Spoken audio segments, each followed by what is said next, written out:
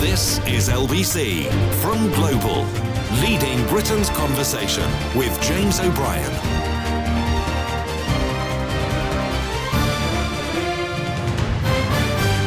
It's 4 minutes after 10. Good morning. I hope you had a splendid weekend. I hope you remembered to put cream on. Goodness me.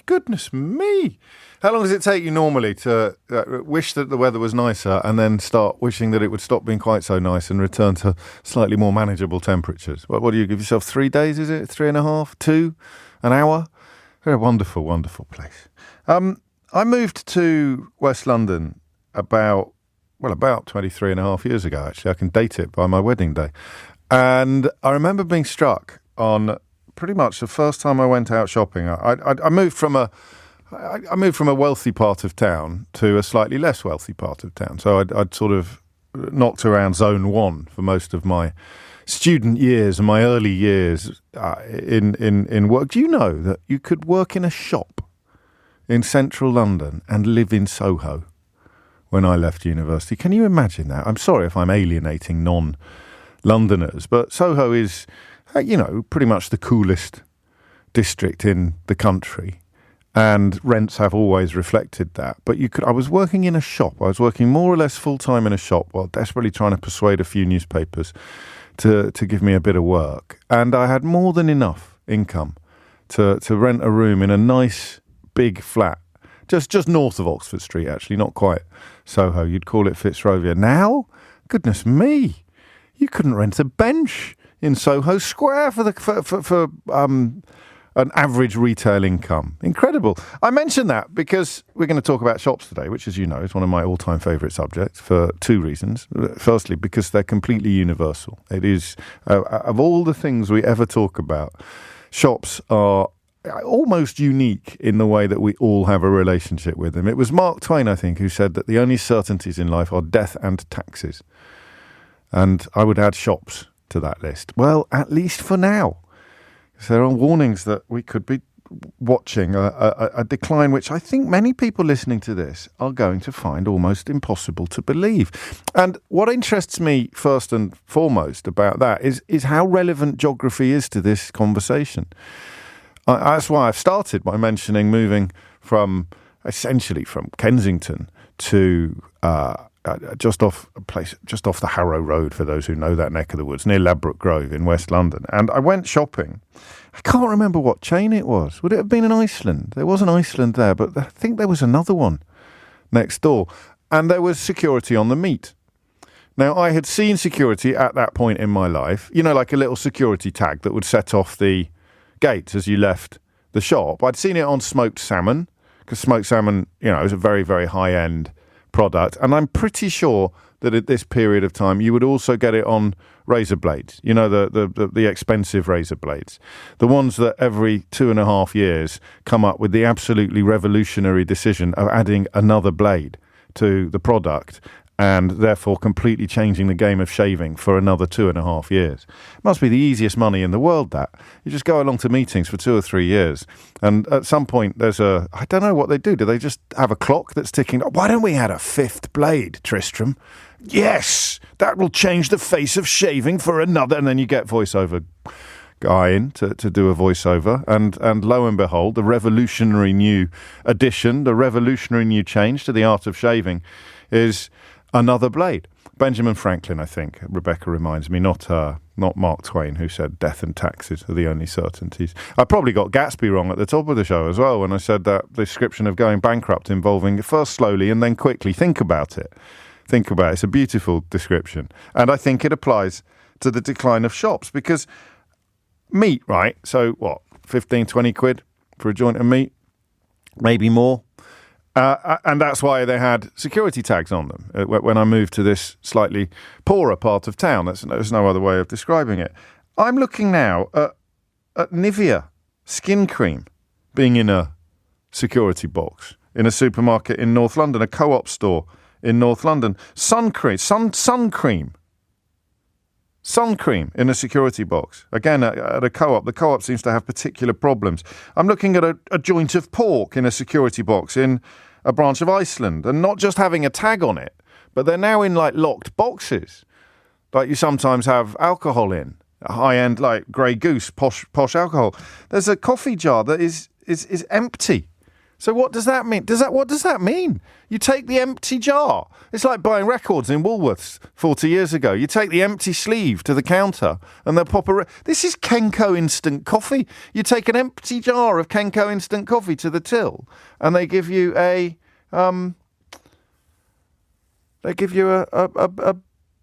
full one. It's quite breathtaking. It was Scott Fitzgerald, but it was in The Sun Also Rises, according to Robert in Lewisham. Thank you, Robert. I like to get that's both of my literary illusions this morning that were completely wrong. And it's only 10:10 on Monday morning. This is going to be quite the week. Also, the first complaint that's come in. I think I heard you do this topic. What's new? I'll tell you what's new, mate. They've got shampoo now in the security boxes, and you've got the head of John Lewis saying that we need a royal commission to save our high streets, warning that they're becoming a looting ground for criminal gangs. And that's what I mean about boiling a frog. It's one of those issues. 35% has gone up in the first 6 months of this year. That's theft and antisocial behaviour in the first half of this year alone. And that is a figure that should have everybody sort of choking on their muesli this morning, because that means that there is a very real sense that some shops now are, no-go zones. And that's a phrase that the co-op has even come close to using. Some communities could become no-go areas for shops. So some parts of the country are so riddled with retail crime that the companies involved are, pulling out. There's a massive Sainsbury's in South London that employees believe is closing in part because of the levels of theft that are now being endured, the levels of theft that are now being experienced. Industry research in the UK suggests that the majority of thefts committed against retail businesses are by repeat offenders. So it's almost become a habitual behaviour. And it's Hemingway, not Scott Fitzgerald. So there we go. We got all the way. We got all the way there. Wrong author, wrong book, but we got there in the end. That's because this is a community programme. It's a crowd-funded or a crowd-sourced effort every morning. I'm sure it was Fitzgerald. Anyway, 11 minutes after 10 is the time. And I think we should do this in two ways. I think that you should shock people listening who've got no idea what it's like. But the problem with that is that it's normal where you are. So it's 23 years since I was shocked in a shop. Since I actually picked up a leg of lamb and saw that it had a security tag on it and thought to myself, goodness me, that paints a fairly grim picture of our community, that they now have to have anti-theft technology on legs of lamb. The reason why you had them on smoked salmon and razor blades was because drug addicts could go in, nick it, and then sell it in the pub for, say, half of what the retail price was, and there'd always be a relatively ready market. You may even have been offered stuff like that, but I don't think anyone's ever offered you a bottle of skin lotion or a bottle of suntan cream for a knockdown price in the pub. So why is everything dishwasher tablets in security cases at a North London co-op? So I want to try to pin down how shocking everything is, if you see what I mean. And I don't do moral panics on this programme. I leave that to 99% of the UK media. But if the head of John Lewis is using phrases like looting ground and calling for a royal commission to save the high street, to save town centres, then that's not a moral panic. That's a proper panic. That's a genuine panic. You've got other issues as well facing shopkeepers. I was talking to a shopkeeper or a shop owner who's got a place in Primrose Hill where attempts to make everything very boulevardy and promenade, so post-COVID tables and chairs in the streets everywhere, means that people can't park, which means that a lot of the passing trade is disappearing. So they're really getting it from almost every angle. But we'll focus today on the theft, really, the comprehensive plan that the head of John Lewis, Dame Sharon White, is calling for to stop the rise in thefts from stores. And that's the second part of the question, really, is what on earth can we do about it? Ferrero Rocher in a security box, secured in a case. I genuinely couldn't believe my eyes this morning. And as you know, we talk about some of these issues quite often, quite regularly. Some of this stuff pops up on the programme. But I had absolutely no idea it had reached the point where skin cream and shampoo is getting the same treatment as, well, it used to be, as I say, legs of lamb and razor blades, honey, imported cheeses, steaks. Locking up products now is commonplace. And putting empty jars on the shelves so you can take it to the till and get it full up. Michelle says, let's talk about extortionate prices and then discuss who's robbing who. No, Michelle, I'm afraid it's obvious who's robbing who. You go into a shop and take something out of it without paying, you are the criminal, regardless of what the retail cost of the thing you're nicking may be. So listen, two things, right? Number one, there will be people listening to this who, like me, are struggling to believe that things are as bad as they are being portrayed. So tell them what you've seen. All right? And especially if you work in retail, this notion of what's the phrase she used? A looting ground. If you work in retail, you're going out. This is actually just real, James. Get with the program. So call me on that, 0345 6060973. And then I want to do the why of it. What happened to create the environment, to create the atmosphere in which this has become completely commonplace behaviour? I know the obvious answer is that if you're nicking less than 200 quid, the police are not going to pursue the case or even attend. They're not even going to attend and prosecute reports of shoplifting if the value of items taken is below £200. But to be honest with you, I struggle to get my head around that as well. I struggle to get my head around the idea that decision was ever taken. I hope that doesn't sound naive. You'd have just thought that it's one of the 10 commandments, isn't it? You'd have thought that among the things you take for granted are the fact that if people are nicking stuff from shops, they're going to get their collar felt. So how have we ended up in this situation, and what exactly is the situation? Have you got people, for example, and I hope not, but it seems to me perfectly plausible, that are sort of knocking on your door and asking what you want and then going out to nick it to order for a fraction of the price that you'd pay if you were doing it in shops? It's not just endemic, it seems almost to be habitual, as if it's become the new normal. And I would like, with your help, to get to... David's seen them on frozen chips. That's in Aston Clinton. I'm not sure where that is, actually, but imagine that. Security on a bag of chips. A bag of frozen chips. Something very, very odd has happened. And it's happened incrementally. It's happened as the old metaphor about a boiling frog happens. It's happened in tiny stages until you reach the point where profound change has been undertaken and we haven't properly clocked it because it's taken place in baby steps. If you were, go back to when you were, say, 20, 30 years ago, and you walked into a supermarket and there was security on soap, how would you respond to that? Well, exactly. That is what has happened in baby steps. I want to know what, and I want to know how. 0345 6060 973 is the number you need. And I guess we add on the end of that, as Sharon White calls for a royal commission, how do you save the high street? It's one of my favourite subjects, this, and you never get a definitive answer to it because nobody actually knows. Maybe you can't. But I want to begin with the crisis, the extent of it, and the roots of it. It's 10:17. Hit the numbers now. You will get through. James O'Brien on LBC. Call 0345 6060 973. It's 20 minutes after 10, and as we talk about this frankly bizarre state of affairs regarding retail theft, I am going to mention another headline from today's news, which I think must be pertinent to the conversations that we're having. But it's not an excuse. It's never an excuse. And that headline is, 1 in 5 households in England will have homes costing more than a third of their income shortly. And that is the sort of dictionary definition of unaffordability. That's by the end of this decade. So without a government plan to solve the housing crisis, people are not going to be able to afford housing. Therefore, the absolute... What's the word I'm looking for? What's a better word than endemic? Plague? The levels of shoplifting that are going on now, perhaps, begin to make sense. It's 20 minutes after 10. What's going on and why? Josh is in Guildford to kick things off. Josh, what have you got? Hello, James. So I used to work for a company that looks after the one-stop stores for security systems, so like alarms, CCTV. So quite often I'd be working in the shops later at night to set the alarms and stuff, and quite often I'd see people doing what they call a beer run, go in, nick 3 crates of beer or nick 10 packets of ham. And obviously staff in these shops are told not to chase and go after them. Why them. would someone nick 10 packets of ham? Sorry, I'm being stupid. But obviously this was Southampton. This was a well-known drug area, so I'm assuming it's a drug addict. So you sell ham, do you? So, yeah, I suppose so. Yeah.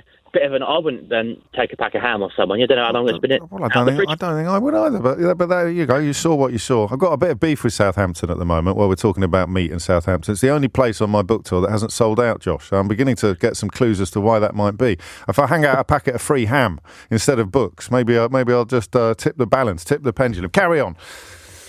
Yeah. So obviously, staff are told, given the money, don't chase after him. But a few times I've been the hero and chased after him. I've got the 10 packs of ham back at one point. Well done. But anyway, so obviously, I don't work for that company anymore, and I don't work in retail. I work elsewhere. But anyway, so over the weekend I saw a video on TikTok of a guy in a Poundland shop. He was trashing the shop by the looks of it. Right. I don't know where it was, and saw this member of staff. They bundled him out the door. God. So obviously the staff are trying to protect the shop, which I think a lot of staff know now that they've got to do something because the security measures aren't working. And apparently this member of staff has been sacked. For not successfully, I'm always a little bit wary of getting my news from TikTok, but what you do remind me of is the proliferation of self-service checkouts. There are fewer and fewer human beings on duty in shops now, which probably adds to the issue. When would you say, briefly, the tipping point? Because I am genuinely shocked by the skin cream, but I knew about, and maybe by the dishwasher tablets as well. Because is it all being nicked to sell? Is it all going to be linked to drug addiction? I think it's nicking to sell it to make a few pound cash, isn't it? Give it to someone a bit cheaper. Yeah, no, I bet that, and that's always been there. I just can't quite see who's going to buy a bottle of skin cream off the local smackhead. That's all just probably me being very, very naive, Josh, and that's fine. There's nothing wrong with being naive. But who buys snide skin cream? 0345 6060 There's a topic we've never done before. I don't know. I hope I'm not sounding overprivileged. Gosh, James, you don't know how much it costs suntan lotion. If Dirty Gertie from number 30 is offering me a knockdown deal on a bottle of Factor 30, I'm going to bite her arm off. I just can't see it, personally. That's the bit of the story I don't get. Jane is in Derbyshire. Jane, what would you like to say? Well, James, you are very, very, very naive. Sorry to say. Very naive. I'm not very, very, very naive. If I was very, very, very naive, I wouldn't believe that thieving was taking place at all. But I'm very naive. Go on. Now, the facts are that 30, 40 years ago, when I grew up in a council estate in Cov, the scream used to go out for legs of lamb and packets of razor blades because they were luxuries. Sun cream isn't a luxury anymore. It's a bare essential we cannot afford anymore. What about instant coffee? Instant coffee? Instant coffee. Have you seen the price of instant coffee? It's insane. It's because people have got used. That's their lifestyle. I don't drink instant coffee, but their lifestyle is I sell it, and I sell it very, very cheap, but I don't buy it. Now, the reason I rang in was because I'm 55 years of age. From my experiences of growing up on council estates in Coventry and now living in the affluent Peak District, which is wonderful and beautiful. This isn't a problem that strikes us readily on it. Does it not? Because it was Chiswick a couple of weeks ago. It was the leafy West London suburb of Chiswick that was being plagued by these gangs. Not in the hilly hillsides of the hilly hillside. The hilly hillsides. You're a great one for repetition, aren't you, Jane? Go on. I don't find it in our shop, but I get people. We run a campsite, and I get people from all over the country that come to this beautiful campsite, and the first thing they buy out of our shop is instant coffee. Because ours is Nescafe Gold, whatever, it's £2.35. Well, that's very cheap. We buy it from the local wholesalers in Sheffield and make a 35% profit on that. We have no negotiating power to buy coffee. But you're not making excuses for the thieves, are you? No, absolutely not. No. I'm giving the reasons why these. No, absolutely. God forbid. So who's buying the instant coffee and who's selling it? The shoplifters are selling it because they're selling it to the people who cannot afford, who have probably gone to shoplifters all their lives for their luxuries. Now the trouble is deodorant, razors, shampoo. So where once it would have been a side of beef and 30 Mach 3 razor blades, now it's a bottle of Nivea and a jar of coffee. Yes, absolutely. But it's the same. But the scale. And because there's so much more demand driven by poverty. Yeah. the supply moves into the space created. So, you're saying naive. I don't think I'm being naive. I'm just being a bit slow to join the dots together. Possibly. Yeah, but that's all it is. I would have been had I have only grown up in this situation I'm in now. That I would have been completely the same. But having experienced, I've been in pubs where I've been offered razor blades and a joint of meat. But what you're saying is now the difference between a 20 quid, what was a 20 quid purchase then, now 2 quid, 5 quid is too much for people. Yeah, absolutely. Well, I don't get it at all. But see, this used to, where you say pub, that used to happen in my nan's house. Did it? Yeah, absolutely. So every there'd be week, a local every other day. The shoplifters are in. A local geezer would take orders or come round with the ready stolen? Oh, they come round to order and hit and miss whatever they could get some days. But they always aim for the top of the market. They would never sell you a deodorant. You would need to buy a deodorant. Yeah. You've got one. Yeah. And now it's but everything. Well, crikey, there it is. So, I mean, what's the answer then? How do you claw Deal back? with poverty. Yeah. Well, then we're in a bit of a situation, aren't we? Mm-hmm. Yeah. On this Deal with crime along the way. Stop the markets.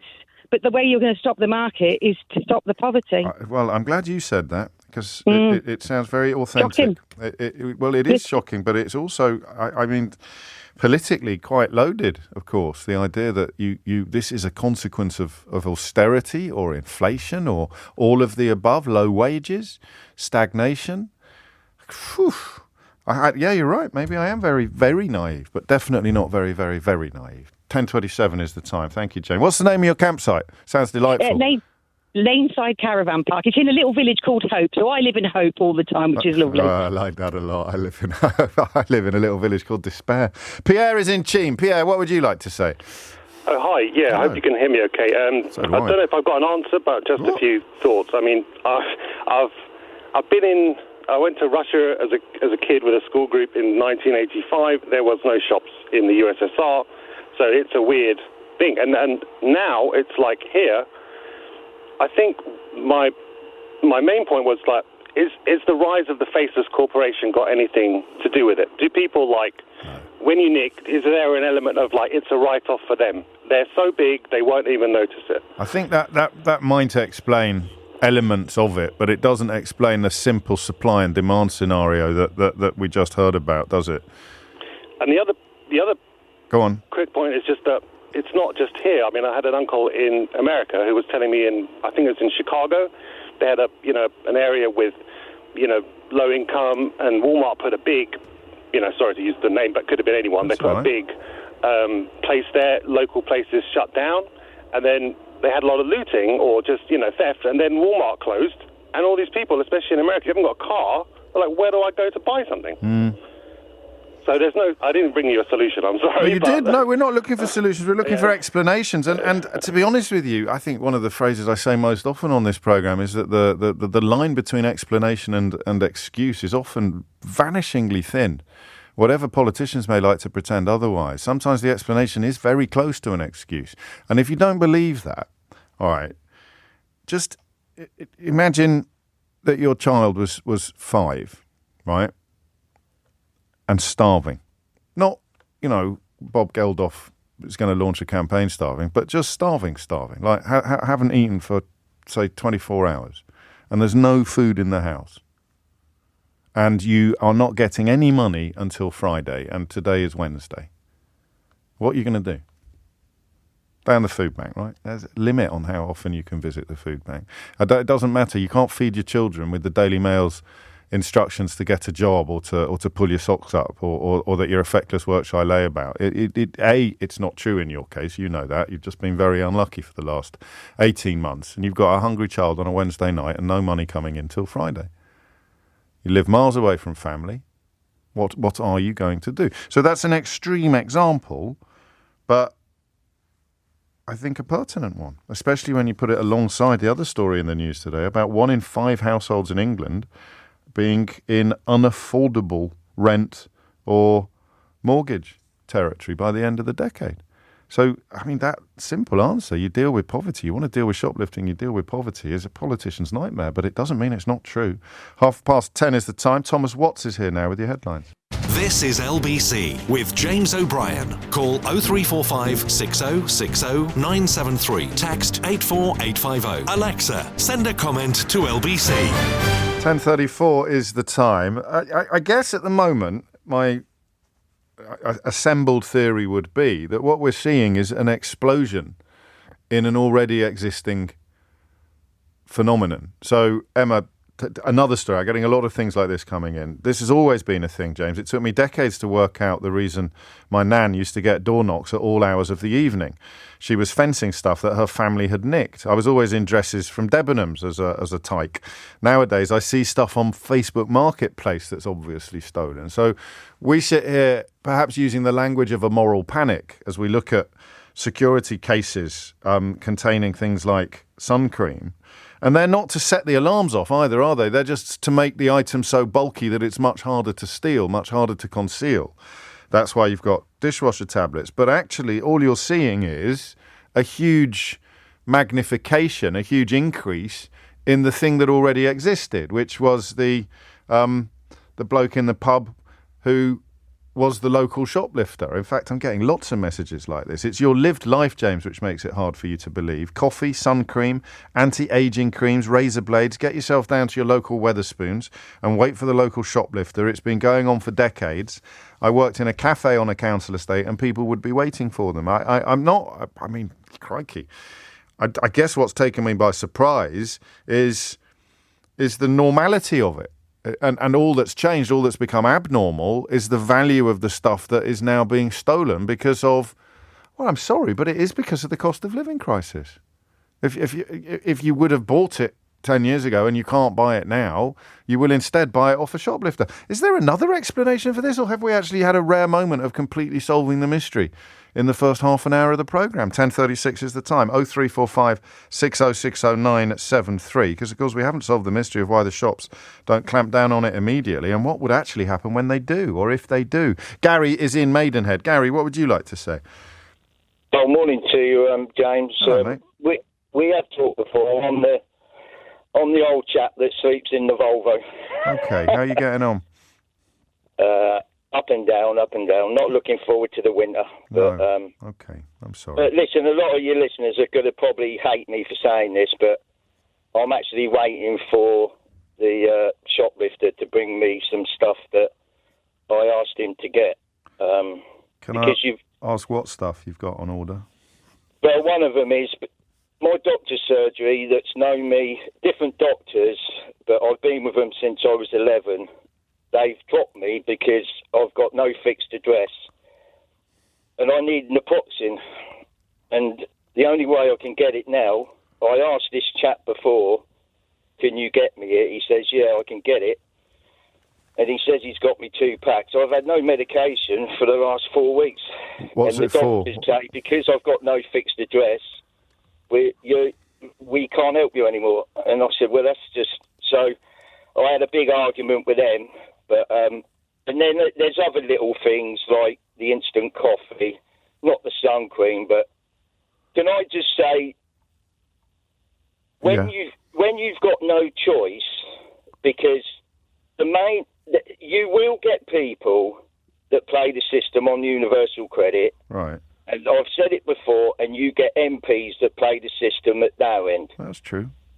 But universal credit, when I stopped work, and I went from $350 a week to £148 a month, less than 40 quid a week, yeah, you're going to end up homeless unless you've got savings. And I didn't have a lot in savings, but it was enough for me to pay for the car, and hopefully, then this was last August,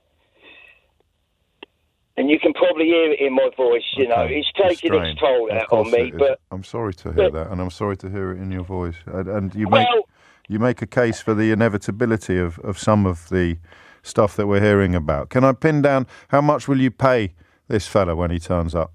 Well, I'm on tick. Are you? Because that £5 a packet now. Is that if I can get them on prescription, yeah. I get free prescriptions, especially now I've turned 63. But you haven't got an address, so you can't get your free prescription. So you pay him £5 a packet, do you?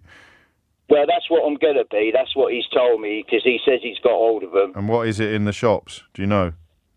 I don't know, because I would normally the ones that I used to get a free prescription. And what are you going to pay him? What's the normal discount, if you like, for the snide stuff, for the stolen stuff, for coffee and food and things like that? Well, he gets me instant coffee because I've got a blow lamp in the car, so I can make myself a drink. Right. And that's around about £1.50, but okay. he lets me have it for around about 50p. But so a fraction of what it costs in the shops, and I can't. I mean, all I can do for anybody listening to this with a sense of disapproval is ask them what they would do in the same circumstances. I'm sorry to hear that things aren't getting any better for you, Gary. I really am. And it is perhaps evidence of what was the name of the lovely lady with the caravan park? Was it Helen, or I can't remember. But the lovely lady with the caravan park, I'm sure she won't object to being described like that. That very simple explanation of, if you want to fix this, you've got to fix poverty. 350 a week to 40 quid a week. How would you cope? What would you do? How tempted would you be by stolen instant coffee? It was Jane, of course. Joe's in Hope. Jane lives in Hope. Never forget that. Joe's in Southwark. Joe, Gary, take care, mate. Joe, what would you like to say? Hi, James. So I can come at this from the perspective of having worked with the police for 2 years and dealt with a lot of shoplifting cases. Yes. And I think there's two parts to this. And I think you're talking about one here, which is the poverty side of it. And ultimately, demand for this sort of stuff. There's buyers and sellers in any marketplace. Yeah. I think the bit you're not talking enough about is the fact that, in my experience, between 80 to 90% of the people who commit shoplifting as a crime have addiction issues, whether it's alcoholism, whether it's we have talked about that. Yeah, but I don't think people realise quite how. Put it this way: if you want to resolve shoplifting, you need to look at drugs legislation as well as poverty reduction measures. Yeah. Well, you deal with the poverty, you reduce the demand. You deal with the drugs, you reduce the supply. So you can't do one without the other, because if you've got very, very high demand and no supply at all, you're going to be creating a whole heap of entirely new problems. So you mean addiction management? You mean helping people get off drugs or manage their addictions more effectively without becoming poverty-stricken and homeless? Yeah, you've got to kind of understand that. I mean, you were asking why, for example, Nivea, why shampoo?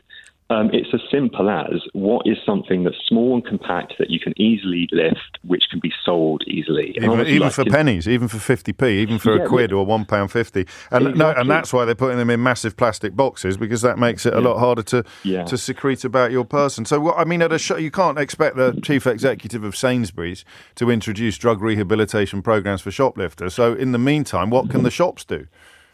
Answer nothing.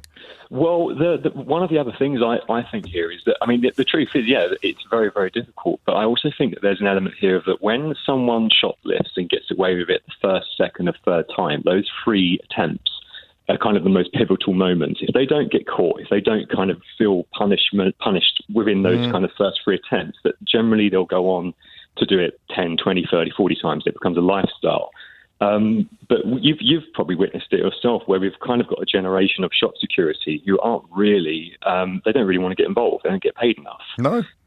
They just, they're more just as a visual deterrent, but they'll let people walk out the door. Yeah, and obviously not a very good visual deterrent, given that the British Retail Consortium estimates there were 8 million incidents in the 12 months to March. That's the one bit that perhaps doesn't make sense, in that perhaps the profits that these companies make are so huge that they factor in the losses. I used to call it shrinkage when I worked in retail, but it reaches a point where you wonder how that logic is playing out. They'd rather absorb the costs of the shoplifting than pay the costs of stopping it, because they could stop it. Yeah, that's true. To be honest, that goes into the calculations, like you say, for any of these large stores opening, they take into account shrinkage. But what I don't think they factored in is the fact that would grow so quickly as it has. And that's partly to do with the cost of living crisis. But also addiction rates are increasing. We've got to bear that in mind. More people than ever have addiction problems. And you seem to be seeing the evidence of that on streets, not with antisocial behaviour and thieving, but also, of course, with rough sleeping. That's really interesting. I think that fills a gap as well, what Joe just said there towards the end. Because that figure that struck me this morning, the thing that made me think this is actually something we need to talk about again, is the 35% increase in just in the first 3 months, I think, of this year, or the first 6 months of this year, the increase in theft and antisocial behaviour in shops went up by 35%. So that's the difference between it being a manageable or even a managed loss, which gets written up in the accounts as shrinkage, and it becoming something that is pretty close to out of control. And then you have to ask yourself, what's changed in the first 6 months of this year compared to the first 6 months of last year or the first 6 months of 2013? And the answer is going to be more and more people running out of money, more and more people turning to the local shoplifter. I am beginning to think, I didn't grow up in flipping sort of Brideshead Revisited, you know. I didn't grow up at Chatsworth. I grew up on a very ordinary street in a very ordinary town called Kidderminster, but we didn't have the shoplifter coming around every Thursday afternoon asking what we wanted for our tea. But it turns out an awful lot of people do, and it is very much the experience now that you are seeing things on that or in that bag, that swag bag, that are what I would call and you would call pretty run-of-the-mill items as opposed to high-end luxury items. And I don't know where you go to buy. I mean, if you don't have a personal connection, you just sit waiting in a pub, or I go to a car boot sale. I don't know. I presume there must be a huge increase in the amount of people selling on the stolen goods as well. Well, there must be, because if the increase in stuff being stolen is rocketing, then the increase in stuff being sold that's stolen is rocketing, and that means that the increase in people buying stolen stuff. I wonder if you're prepared to ring me and tell me you can't quite believe that you've gone down this road. Poor old Gary was very much a victim of circumstances, although a couple of people are telling me that there are GP surgeries who will take on people of no fixed abode. It doesn't, of course, change his story about the one he was previously registered with, deciding to do away with his registration. But if you can't quite believe that you are now in the market for shoplifted goods, 0345 6060973 is the number you need. It's 10:46. James O'Brien on LBC.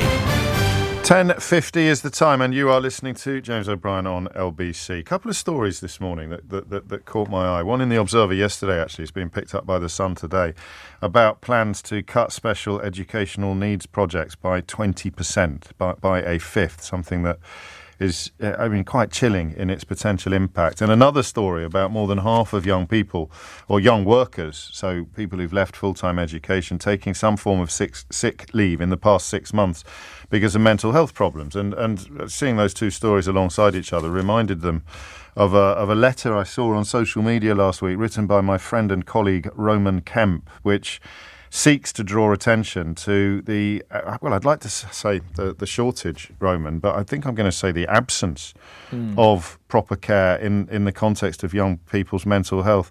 Why did you write this letter, which is rather winningly addressed to dear government and all MPs? Yeah, firstly, thanks so much for letting me on the show. I know there's a lot of people that will be questioning as to why I'm on here, but it is that thing of, over the last kind of 3 years, it's just over 3 years now, you'll know that my tie, especially with mental health and specifically with things like suicide, has been very close, and it's something that I've had to look into for a long time. I made last year, a couple of years ago, so documentary came out, and pushed this whole kind of narrative. And where we left at last time was on this question of you need to talk more. It needs to be asking twice if you're okay. And what I've realised over the last couple of years is I watch those numbers, of how bad is it, how many people are out there asking for help with poor mental health. I was like, my God, these numbers are going up and up and up.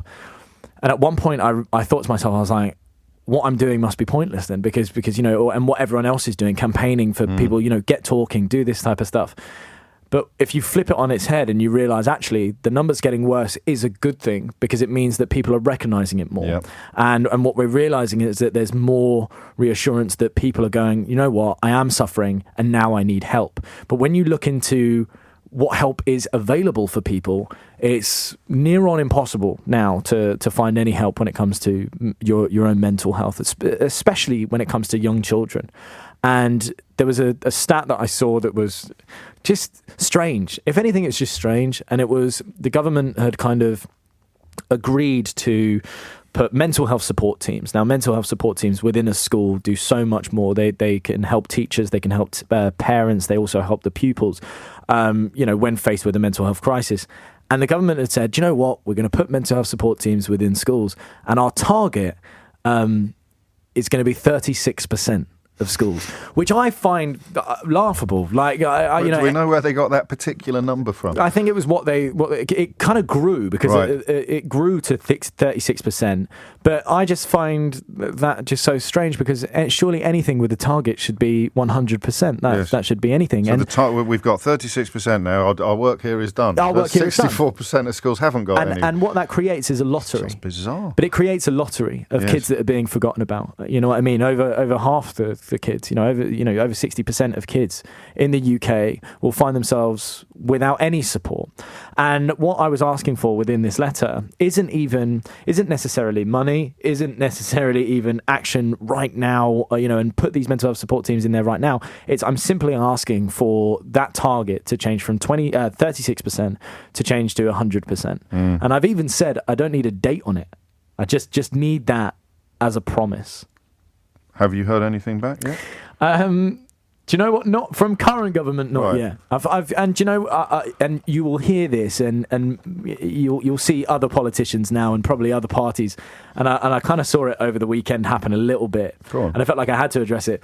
This letter that I have written is off my own back. Yes. This isn't. I haven't looked at someone else's. It's quite personal as well. You talk about your own experiences as a teenager. But I've seen some political parties out there see my letter and kind of attach me to their thing. And make no mistake, this isn't me saying, oh, I support this party, I support that party. This is me just talking to, as I say, the government and MPs. Just do it. Yes. Because it does, as you say, it send out a very, very strange message that we're aiming to help less than half or fewer than half of schools. There's two bits of the letter that hit me, Roman. The first one, you talk about being diagnosed with depression as a 15-year-old. I think that's incredibly helpful, putting it out there. Someone who, from the outside seems to have a fairly gilded existence. It's important for people to realise that none of this is rational. None of this follows any of the sort of rules that we might normally expect. And the second bit is that if a child walks into school with a broken ankle or a cut face or a physical issue, school is a place that can help them.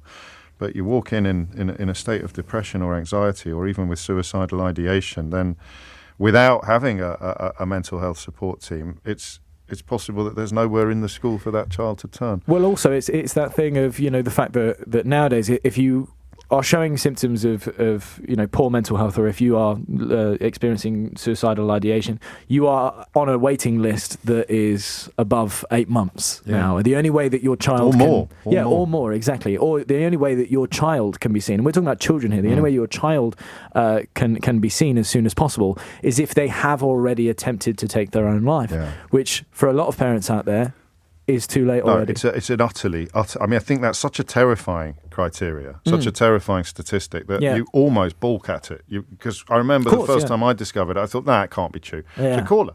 I thought, no, you've got that a bit wrong. You must have got your wires crossed. So we look into it, and there was one health trust at the time where it was a 14-month wait. It had been just breathtaking. What happens in that 14 months? Absolutely everything gets exactly. worse. And don't get me wrong. With this letter, I've done the research. I've gone to CAMS. I've gone to NHS. Yes, I've gone to the schools. All of them, and it's very easy for something to be passed on. At first I thought, well, why don't we just put a lesson within schools, or why don't we just free up these waiting lists? Why don't we just put more money into it? And this is quite, it's quite honest in my opinion. I feel that anyone, like you or I, we are lost causes in this. The system is already too late for us. Sure. For us to be able to find that help. So what I'm asking for here is for that next generation to be able to have that support there for when they're growing up. And you can't, I was about to say you can't really argue with that, but some people, of course, will. It's probably woke to have mental health support in schools, isn't it? Yeah, I know, exactly. But, I also think the thing of, so many parents will agree with me on this. And people out there will agree. I think school can be one of the most traumatic times of anyone's life. It can. Just a word on why you take this on, if you would, because you could do stuff behind the scenes, you could just look the other way, you could quietly try to put your shoulder to the wheel, but not actually draw attention to yourself in this way. What is the internal conversation you have that concludes with you saying, nah? Because there's probably people around you professionally who would rather you weren't necessarily associated 100%. With something like this. So what is it that because swings I think we live in a pathetic society whereby a so-called celebrity has to write a letter to people in power to try and make something that should be done anyway get done, which I think is ridiculous. I think it's absolutely ridiculous that we're in a society where, and don't get me wrong, I looked at Marcus Rashford's letter when writing this, because I was like, how is that the state of affairs, that we have to have a footballer to create change? What he's done is a fantastic thing. It's bonkers. But it's like an episode of Black Mirror. Yeah, of course. Yeah. It's crazy. We've got to find a celebrity. Yeah, but that's what it's like. We've got a national emergency. But that's what it's like. Find me someone off the telly. Exactly. On the radio, of course. Yeah, no, but it's true. But do you know what I mean? Like that I think is so ironic. So there's irony in the fact that this is coming from me. When realistically, like, who am I? Martin Kemp's son who speaks on the radio. It's like, it shouldn't be like that, but unfortunately that's what we live in. Well, and thank you for doing it to that end. I should tell you, and this has come from Julie, who's one of my most committed correspondents, and will know a lot more about this. Her son is profoundly ill. It was already Labour policy to have a mental health support worker in every school. So that's good news, and it means maybe that they're not trying to jump on your bandwagon. It does mean maybe. It does mean maybe. But again, I will stress this. I'm just one of those people. Look, let's not chat until it's done. Well, right? exactly. Just get it done. Yes, they could get it done. And I mean, for heaven's sake, you think talk is cheap, but too expensive for the 100% target to be stuck out there. Roman, thank you for doing this. And thank you for finding time to talk to us. Of course, today. thank you. I'll see you soon. Right, Roman and I usually spend time at award ceremonies where he wins things and I don't. That's generally the extent of our engagement with each other. Long may it continue. It's coming up to 11 o'clock. You are listening to James O'Brien on LBC. This is LBC from Global, leading Britain's conversation with James O'Brien.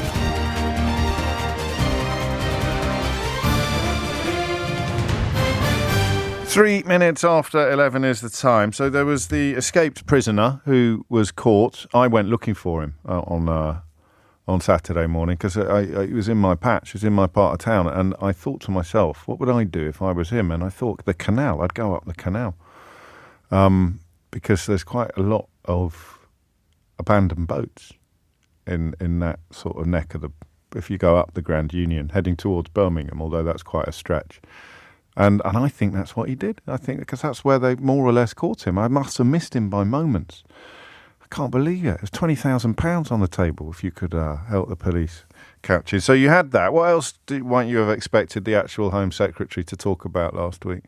The escaped prisoner, I don't think she said anything about that, sent out young Chalk to deal with that. There was the news that the barge, her barge was costing half, as an LBC story, that costing £500,000 already, despite the fact that it's empty and that the strain of Legionella that they found on said barge, what's it called, the Stockholm Bibby or the Bibby Stockholm, the strain of Legionella they found was the most virulent, I think, one of the most dangerous. So you might have expected the Home Secretary to talk about that, but no.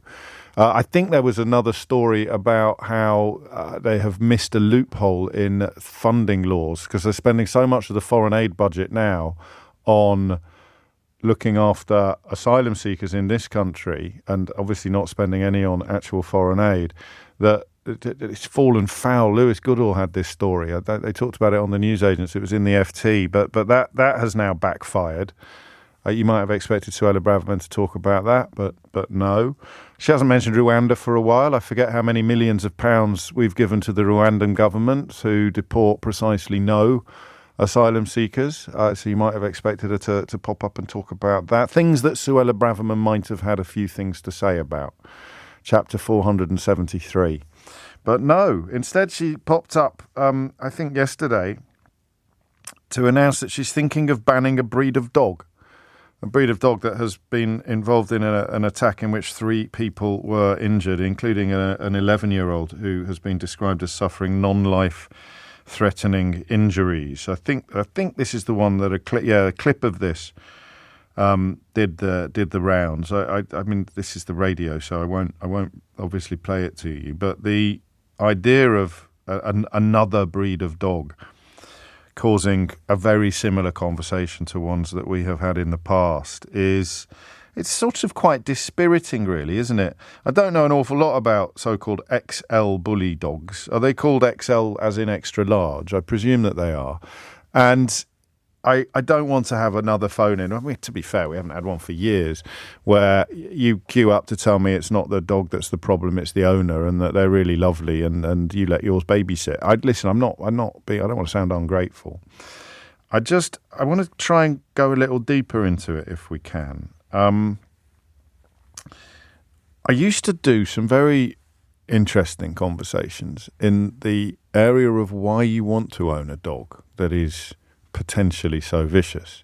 Now, I used to be quite pet skeptic, you might say, certainly dog skeptic. I used to take the mickey out of dog owners on the programme. I told you last week why I stopped. It was when I got a letter off a man explaining that if it wasn't for his 2 dogs, then he doesn't think he would have coped with the loss of his wife 6 months previously. And I thought it's probably time for me to stop pointing out on the radio that if you lay still for long enough, your dog would probably eat you. I just don't know where it came from, a slightly mischievous attempt to take the mickey out of people whose affection for their dog seemed to me to be excessive. So I am no longer that person, partly because we have a dog now, but we have what is called a labradoodle, which is a ridiculous animal, a truly ridiculous animal. It looks like a toy. And it's not a puppy. It hasn't been a puppy for a long time now, but it still garners that sort of puppyish attention when we take her out for a walk. And I really like her. I probably love her. All right. I never thought I'd be that person. I didn't have dogs growing up. None of that. But the idea when we were deciding what dog to get, the idea of thinking I'd like a really massive one that's capable of tearing a human being apart, it just didn't enter my head. And I am interested in the mindset of that, because it's tempting to think that it's all, the local scrote who's got a dog as some sort of penis substitute or status symbol and wants to prove how tough he is but it's not, It's just an odd impulse, I think, that people have. It's almost, I don't know what the equivalent would be. So I don't get that, and that's always worth exploring. 0345 6060973. What is it? Why would anybody want to own a dog? And this is a specific breed that the Home Secretary is opportunistically addressing after a clip went viral, and she had nothing to say about an actual escaped prisoner. Used to be probably the Home Secretary would be expected to pop up on telly to talk about that. Forgive me if she did and I missed it. The gap will always be filled. So they prohibited a variety of breeds last time. There was a moral panic about this, and it was probably slightly clumsy legislation. And I don't know whether you do DNA tests or how you establish that dog there is able to be banned and that dog there is not, and what if it's a crossbreed, or do you ban anyone with any DNA from a certain species? Do you see what I mean? Breed, not species. And I don't know what the law can do. So on the one hand, I'm interested in what is the difference between you and me. So when you were thinking of getting a dog, you thought, I want a massive one that can kill people. And I thought, I want a cute one that looks like a teddy bear. Is it possible that I am much more confident in my own masculinity than you are? 0345, I'm teasing slightly, but I mean, could it be that, do you think? 0345 6060973. I am confident that I could dismantle any human with my bare hands. I don't need a violent, I'm obviously not, I'm a massive wuss, but I don't have any worries on that score. I don't have any insecurities that would be addressed in any way by me having an enormous dog that's capable of killing people. And of course, the other call I used to get would be the one pointing out that other dogs that we consider to be very friendly or very domestic are also capable of hurting people very, very badly, should the mood take them, should the provocation be in place. So I don't want to go down that lazy route either. I want to ask, actually, whether banning dogs is stupid. 0345 6060973.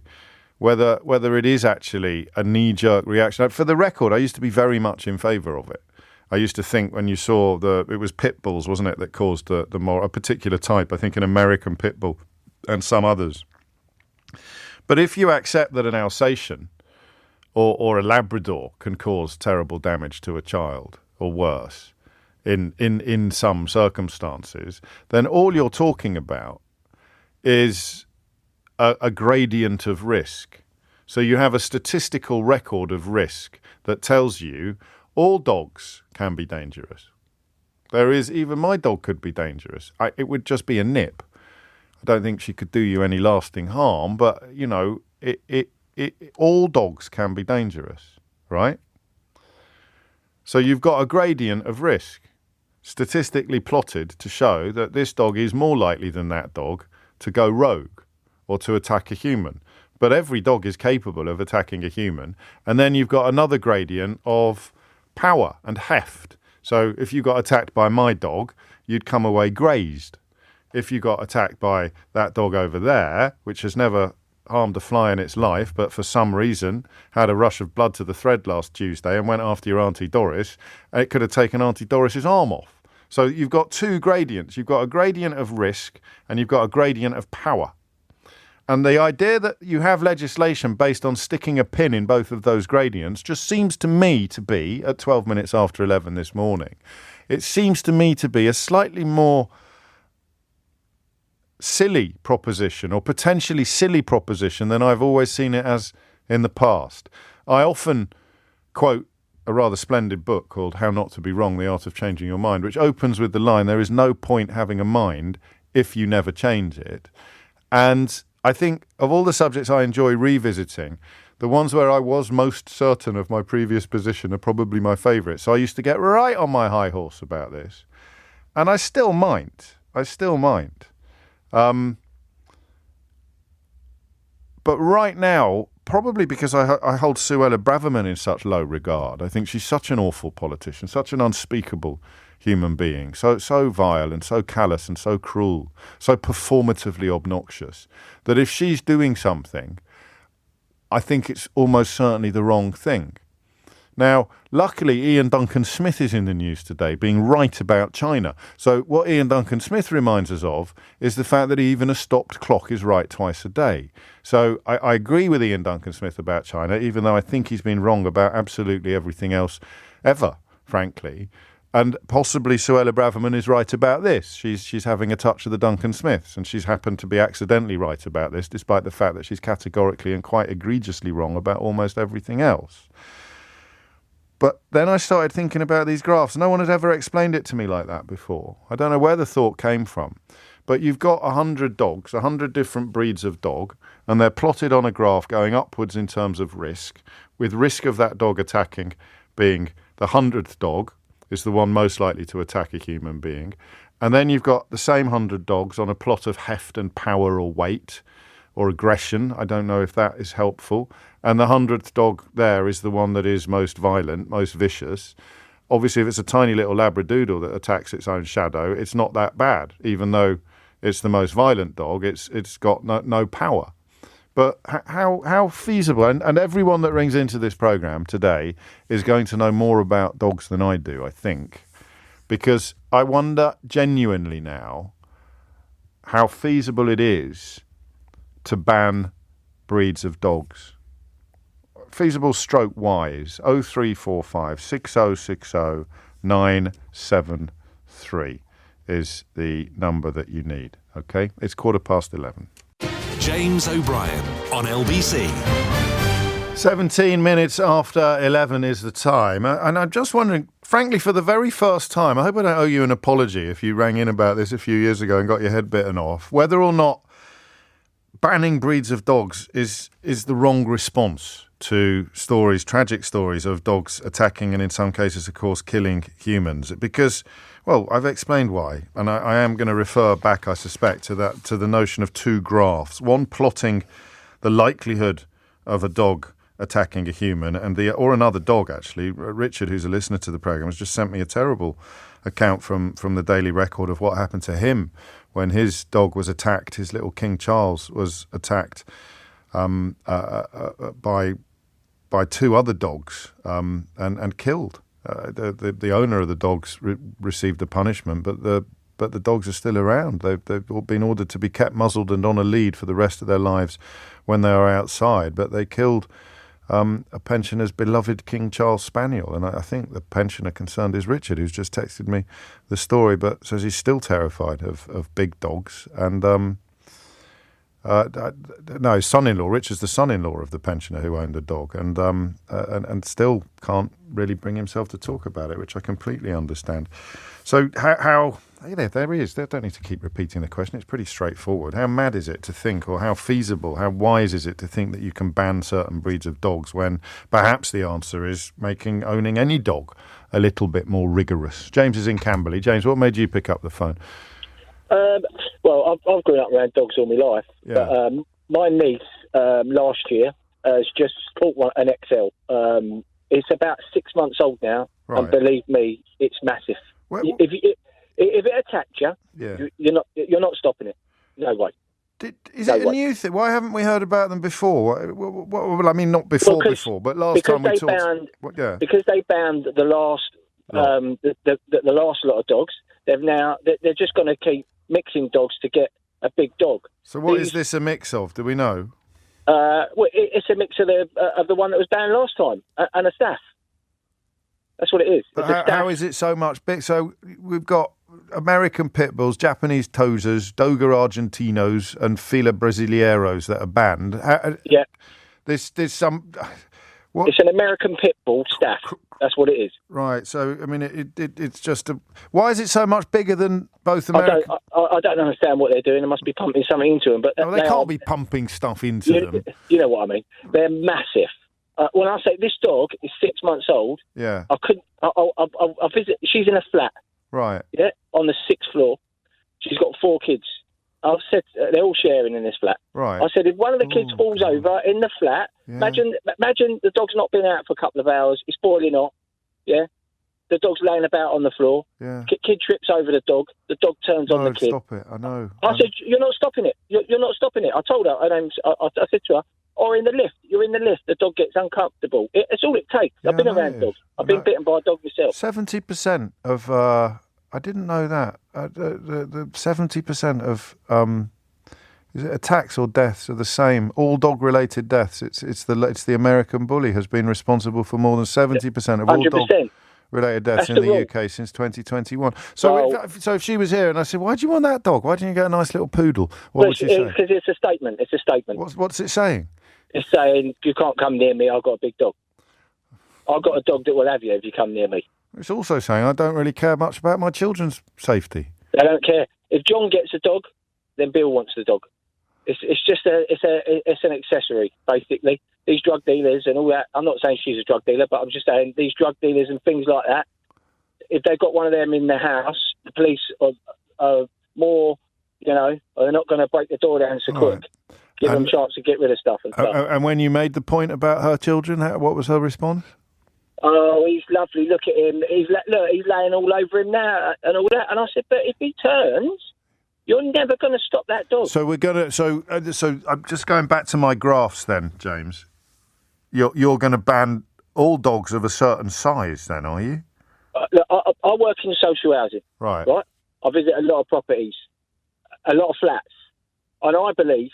If I was in charge of this country, I would say no one in a flat can have a dog over a certain size. It has to be a toy dog. But people in a big house can. Well, not so much these heavy dogs. Not so much these ones. They've got to be well. They've got to be well trained. Yeah, but that doesn't matter. That doesn't matter, does it? You sound like your niece now. No. I'm not saying that. I'm not saying that. I'm saying that dog should be banned. But because of its size. Because of its violence.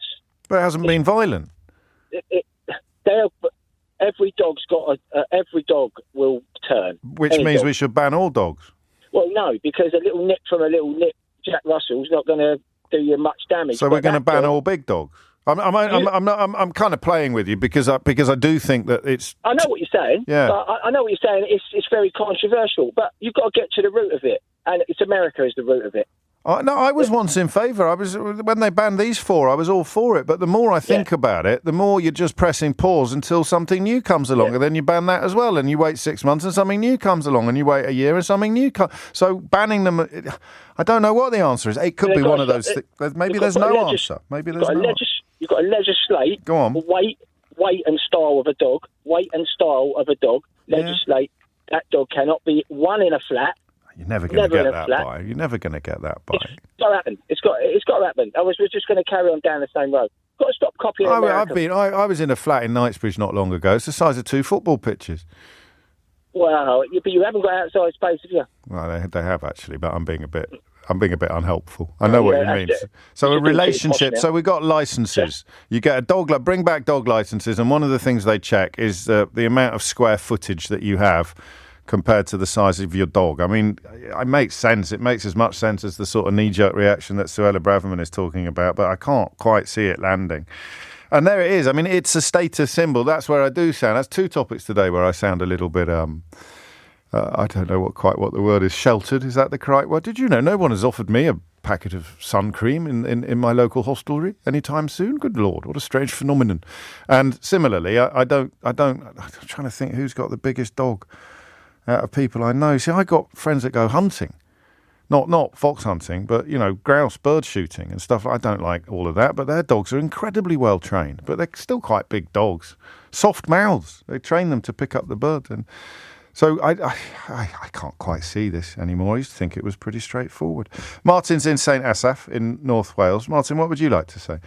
Hi, James. Hello, I was going to just tell you about something that happened to us. Go on. Our family dog attacked our daughter a couple of years ago now. My daughter was about 5. Right. The dog was what I would describe as great with kids. Docile, nice. It's a Staffy Whippet cross. Right.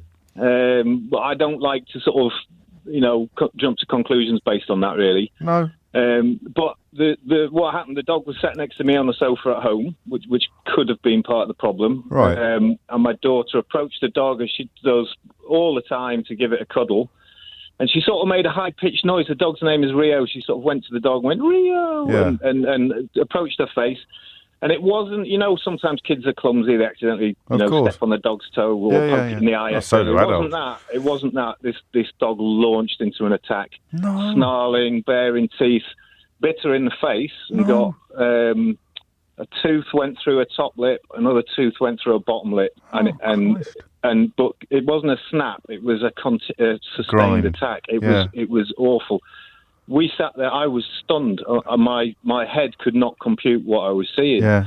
Because it's the family dog. It's little Rio, sweet little Rio. I've seen my daughter, her friends had played with the dog. They dress the dog up. They give it treats. They play puppies with the dog. But now it's it could have ripped her face off. And what I took from this is I think you mentioned it earlier. Any dog can be triggered, right? And I don't care how much you trust that dog, right? How. But this is the trade-off, isn't it? This is the sort of cost-benefit ratio. No one's going to ring up today and say we need to ban all dogs. No. And therefore, we still got the dog. We still got the dog. You kept the dog. We kept the dog, which when that's going to surprise a lot of people. That's going to surprise a lot of people. I mean, I lost a little bit of love for that dog that day. Do you know what I mean? I can't look at the dog the same way, really. But my daughter forgave the dog straight away, which taught me a lesson in. I don't know what the lesson is, but it taught me something that perhaps we forgive the dog. I mean, we've changed a lot of things now. The dog is not allowed on the sofa. Oh, okay. Until after my daughter's gone to bed. I'm not going to lie to you, mate. I'm pretty shocked. I'm pretty shocked by that. I'm just imagining because I've got daughters as well, and I think if a big dog went for my daughter, that's sayonara. But I think there was no more chance of the dog attacking my child again because it's already done it. I think the chance is the same whether it's done it or not already. Okay, so I understand what you're saying. So you're taking a very happened to us. Cool. It's still 1 in a million. Yeah. Okay. I mean? I think I do. I mean, it's not a shark getting a taste for blood, getting a taste for human blood or something like that. I hope. That's what the police receptionist said to me. Is it? Oh, once they've had a taste for blood, mate. Oh, which I think is. Did it not give you pause? Pardon the pun. Well, you know what, though? You know what I think could happen here is I think you could assess each breed on risk and severity. Okay? But then you get a crossbreed like yours, and you're ducking. Yeah, true. But you could sort of say certain breeds must be muzzled in public, right? Yeah. That, I think, is easy to police. You don't muzzle yours at home.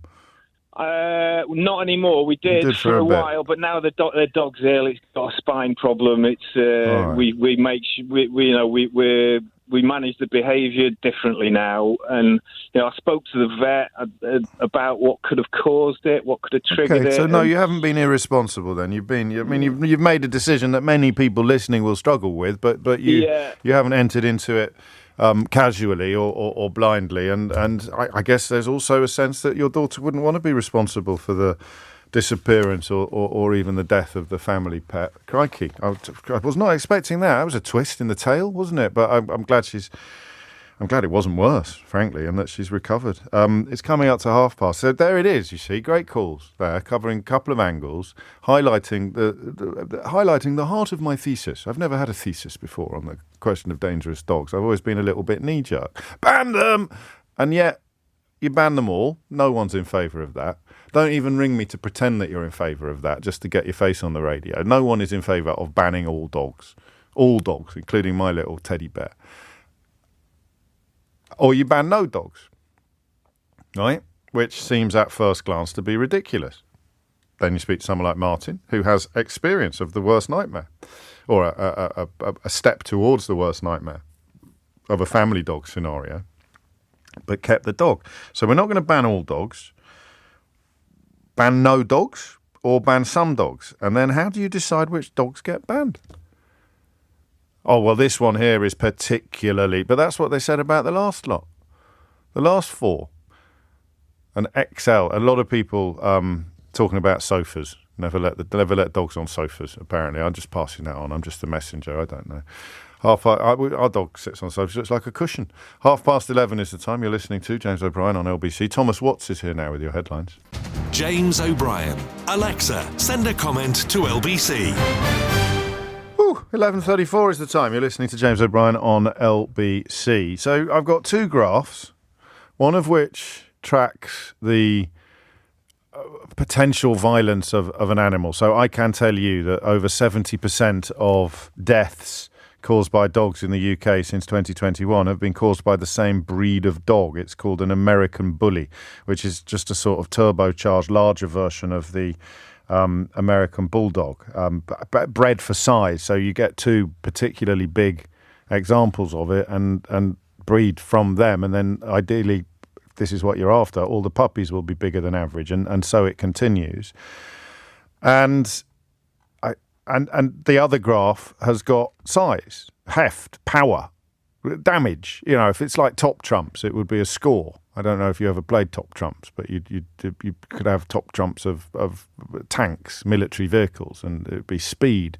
So the ones that had the biggest firepower were sometimes slowest. So you just would choose a category and then say firepower 80% and hope that your mate had got a nippy vehicle that didn't have big firepower, and you'd nick his card, you'd win his card. So if we were playing top trumps with dangerous dogs, I've only got 2 categories. One is damage potential damage done by dog, which is going to be linked to size, teeth, weight, and the other one is simply the breed. And what how do you decide which ones you're going to get rid of? 0345 6060 973. Sophie's in Manor Park. Sophie, what would you like to say?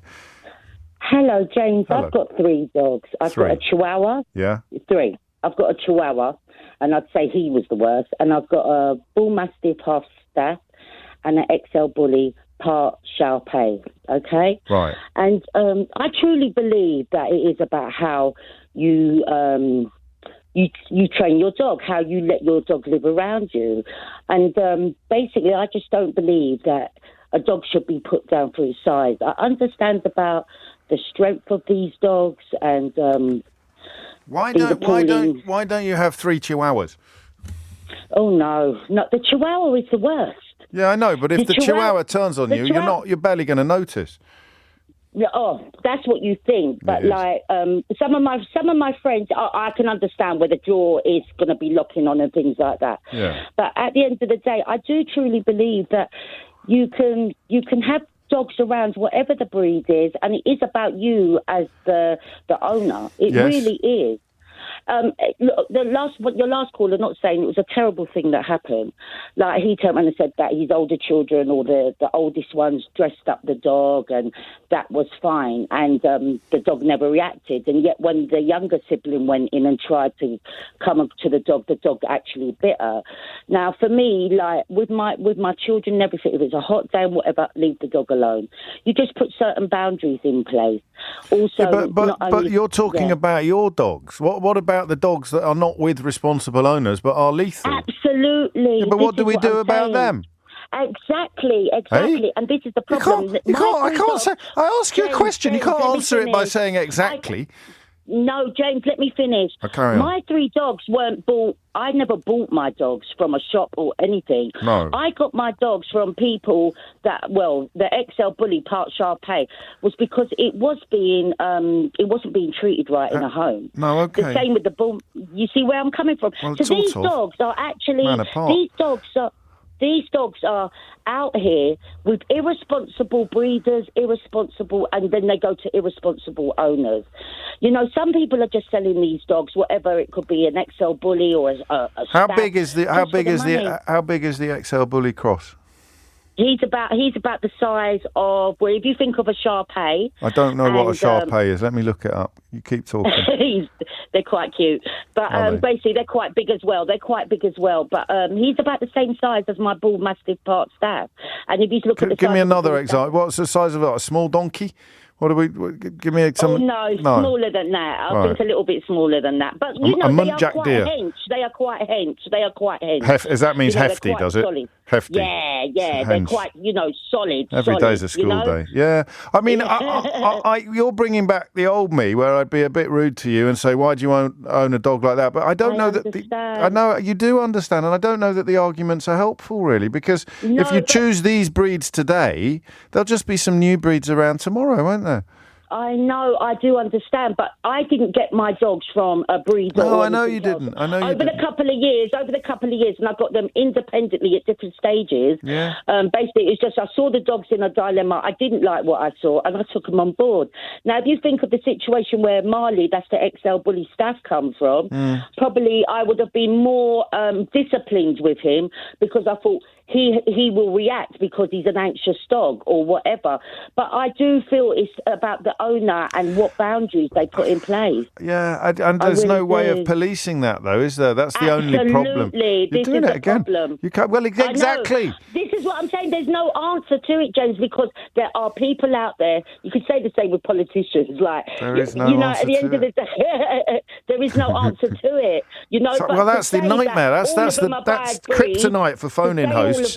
You can't have topics where everyone agrees there's no answer to it. Otherwise, I'm out of a job, Sophie. You're not going to get an answer, James. I'll be honest with you. You might be right. Well, you might. Well, Keir Starmer's chucked his oar in now, if that's the correct term of phrase. We can have a little listen to this. So it's not just Suella Braverman now that I am accusing of slightly lazy knee-jerk politics. It's also the Labour leader.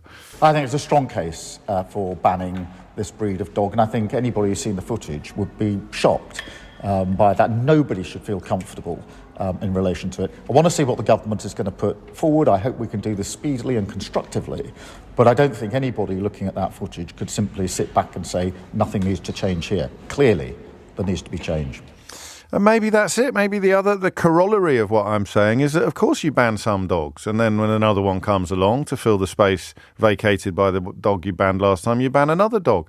And in the great scheme of things, you are chipping away, or it's a bit like painting the Forth Bridge, but at least the Forth Bridge is painted, even if you have to start again as soon as you finish. But I don't know. I mean, in terms of how you decide which ones get done, one video of one dog going berserk seems to me to be a little bit knee-jerk, is the phrase I keep coming back for. But I could easily be wrong. Dog licences, a lot of people are suggesting. They went out. They've still got them in Northern Ireland. I don't know if you knew that. But the reason why they don't exist in Scotland, England and Wales anymore is, I think, because they just became obsolete insofar as everybody so many people ignored the requirement to have a dog licence that it almost became pointless having a dog licence. But that doesn't mean you couldn't bring it back and just be a heck of a lot more robust about it. Georgina is in the Lake District. Georgina, what would you like to say? I'm kind of in agreement with the last lady. I do think you have to look at the other end of the lead. No, I know that. I know. Sorry, I shouldn't interrupt you quite so immediately, but I get that. But it doesn't solve the problem, does it, of a dog going? So in my opinion, yes. Moving forward, yes, what should be done is dog licensing. But in order to obtain a dog licence, you have to go through a series of practice, almost like a driving licence. So you would have to take courses and educate yourself on how to look after a dog. And I think this is the biggest problem. When you have a dog, a lot of people get these dogs and try and scoop them up and carry them there like they're their babies. But you need to understand the dog mentality, the way a dog thinks. So, like, I've had Rottweilers all my life. Currently, I don't own any dogs, but I've had Rottweilers all my life. Yeah. And I was fortunate enough that when I bought my dog, I went to an absolutely wonderful lady who worked for the Kennel Club who taught me how to deal with my dog. So she taught me the way the dog's thinking process. So when me and my children walked through the door, lots of people put their dog on the lead, leads them out the door. Well, that's wrong. You're supposed to let the dog hold back, the family walks through the door first, and the dog goes last, because you're allowing that dog to understand the hierarchy of its position in that home. Okay, no, I mean, all of this makes sense. I don't know how feasible I mean, how many dogs are there in the UK? Any idea? Oh, I haven't a clue. Nor have I. What are you going to do? So have retrospective lessons and licensing for all of them, or are we just going to go after the new ones? I do think you have to understand the dog comes from, all the dog breeds come from the same type of thought thinking. And I think if people are taught how to deal with the general process of how dogs think and the way they would live in the wild and bring that back to reality. No, it's never going to work. You're never going to be. I mean, you've got people going, get lost. I'm not going. But some people think they're brilliant already. It's like cars, isn't it? You know, we've got compulsory car licenses. It doesn't stop people joyriding. Yeah, maybe. So your logic leads you to being opposed to any ban on any dog. See, the thing is, I personally think there should be a ban on people. I think it's the people that are causing the issues with the dogs. Well, who's going to own the dogs if there aren't any people? It is the calibre of people that want to own the Who's going to feed the dogs if there aren't any people? No, understandably, but if there's not a demand for the dogs, the breeders stop breeding. It's as simple as that. Yeah. And at the end of the day, you have to understand that the type of people that want these big bully dogs are the type of people that are not going to treat them correctly and not going to train them correctly. Well, except for Sophie, who we just spoke to. So there always are some owners of these dogs who sound like model dog owners, or even reluctant one. I don't quite know here. Nick in the Wirral has piqued my interest. I'd like to know a little more about this. James, we've been stuck with an XL bully. It's like having a loaded gun in your house. But of course, hop over the pond to America. People think you're weird, or lots of people think you're weird if you don't have a loaded gun in your house. It's 11:45. Leading Britain's conversation, LBC, with James O'Brien.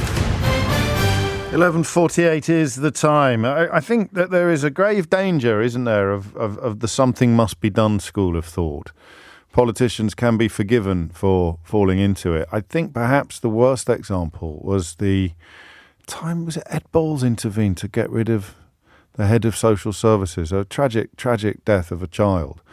But the idea that the correct response to that is to fire someone whose track record, I think, as a senior social worker had previously been pretty impressive. I may have got the facts wrong on that, but when the clamour starts, for a politician to ignore the clamour is probably the best course, but sometimes it's impossible. So you now have the Home Secretary and the Leader of the Opposition backing a ban upon a specific breed of dog, an XL bully, as a consequence of a viral video clip in which one example of this breed went haywire and attacked 3 people. However, then you read that over 70% of killings, and it'll be a relatively small number of killings, so the percentage sounds a lot more striking perhaps than the total number would, but 70% of all dog-related deaths have been caused by the same dog, the larger American bully. So you sort of think, well, maybe that's where the graph goes. But that means you wait. So a new breed comes along. You wait until it is responsible for say, 70% of all dog-related deaths, and then you ban that. And because that seems a little bit reductivist, I've been arguing all morning that banning dogs is ridiculous. But is it, actually? You ban that. A lot of you are pointing out, it sounds like a conversation about legal highs. And a legal high comes along, you ban it, and then another one comes along, and then you ban that. You never actually get rid of the problem of legal highs. But by doing this with dogs, don't you reduce the likelihood of another dog attack until the new one has come along to replace the old one? So you have little windows where the statistics come down, and you could make quite a strong case, pragmatically, for that being good policy making. So I wonder whether some of this conversation sees us letting the perfect be the enemy of the good. It's 10 to 12. Wendy's in Lewisham. Wendy, what would you like to say? Hi, James. Hello. I don't think there's enough time for us to cover this properly. I'm a behaviorist, and this is what I've been focusing on for some while now. It's a huge problem. Huge problem. Banning, what is you're specifically? Right. What's a huge problem specifically? Okay. It is a social problem. Yeah. Banning the breed is not going to solve the problem. Will it help? We would hope so. Yes. We would hope so. We would hope that law enforcement will take a little bit more interest, okay? Yes. But the problem is a social, economic problem. And also, law enforcement need to be educated. They need to be educated and trained in order to deal with this. And let me tell you, my friend, this is a huge problem. I've seen these dogs in action. They're extremely powerful. Now, you're right. You know, all dogs are capable of damage. Okay, I've seen a golden retriever nearly take the arm off of a woman. Yes. Okay, so but that's listen, my graph again, isn't it? So that's percentages. That's likelihood. So golden retrievers are, in newspaper terms, we say man bites dog is news, but dog bites man is not news. Golden retriever attacks human is newsworthy. XL bully attacks human is considerably less newsworthy. It happens a lot more in percentage terms. Yeah. Well, I mean, listen, honestly, I could spend hours talking with you, and I'd love to. I want to help. Right. But like I said, this is not a straightforward issue. This is not a black and white issue. Feel free to make a substantive contribution instead of telling us what an enormous issue it is and how hard it is to make substantive contributions. Well, what needs to happen, in my opinion, is that a team of professionals need to come together and come up with a solution for this problem, because these dogs are here and they're here to stay. And even if they're not here to stay, even if you do ban them, then it will be a few years before we're talking about another breed of dog that we haven't previously heard of. I am leaning towards the idea that is better than nothing, actually. So I'm slightly shifting in my position on this, but I while recognising the long-term futility of it. But Wendy's right, you probably need some sort of intervention. You need a bit more government, which you're unlikely to get while the Tufton Street vampires have still got their fangs in the neck of the cabinet. It is 11:53. Gareth is in Birmingham. Gareth, what would you like to say? Yeah, so in a previous life, I was a watch commander on a technical rescue station, fire service, and we were given the job of breaking into cannabis farms for police. Oh. Because of our equipment, and they quite often used these sort of dogs to guard the premises. Oh God, yeah. I didn't so know we that. had we had training off a police officer who his speciality was these dogs. Right. And essentially, these dogs are. It's not the size and power of the dog; it's the inherent trait. These dogs were bred to take down bulls. Well, some dogs were. I don't know that the XL... Oh, is that why it's called a bull terrier? Yeah. Oh, yeah. That was close. I nearly made a bit of a mistake there. Yeah. So when they were kicked by the bull, it didn't deter them from attacking the bull. Right. It would just get them more riled up. Okay. It's the same reason you see border collies herding sheep and not Labradors. Each dog's got an inherent trait. Well, they're bred out, aren't they? They find a trait that you want to kind of develop, and you breed it accordingly. So where do you stand on the do you ban them then? Because an inherent trait is quite hard to pin down. Yeah, but just go on. Just an analogy you used was the amount of pain they can withstand is immense. So he said if you get 10 Cocker Spaniels and 10 toddlers, He said, and you get the toddlers to pinch their nose, you'll get 10 kids with bitten hands. Right. He said if you did the same to a pit bull, Yeah. he said you get 9 toddlers without bitten hands and one with his head ripped off. Right. That's the analogy he used. And anecdotally as well, if a dog goes for you, one of these dogs goes for you, the thing to do is to stop it moving its head. So you can kick it all you like, and I've actually done this. Okay. You can kick it all you like, it will not let go. What it tries to do is it tries to rag your arm or your leg. Oh, yeah. That's what causes the damage. So what you do is you get on top of the dog, and you stop the head from moving, Right. and then you stick something up its backside, Really? and that'll make it let go. Well, I think it would me. So I just might have saved a few people out there just by giving them that bit of advice. And I don't really stand anywhere on that argument. I mean, how do you ban a bull? Well, I was going to ask you that because I love that thing. I mean, presuming it's true about the 9 out of 10 are not actually going to go for you, but the one that does is going to go for you on a scale that is. And do you know what, James? It's why some of these people infuriate me. And they say it's the owner, not the dog. Yeah. Unfortunately. You can train a dog really well, but it's still a wild animal. Like one of your previous callers said, it's still a wild animal. You can't let domesticated wild animal. No, I think that is often a way of people reassuring themselves that their dog's okay, and they are good and responsible owners, but they want to reassure themselves that this could never happen to them. We all put quite a lot of energy into reassuring ourselves that this could never happen to them, but it could. That's the bottom line. The bottom line, it could. You could be the most responsible, brilliant pet owner in the world, but you the circumstances could conspire to create a scenario in which your dog went for you.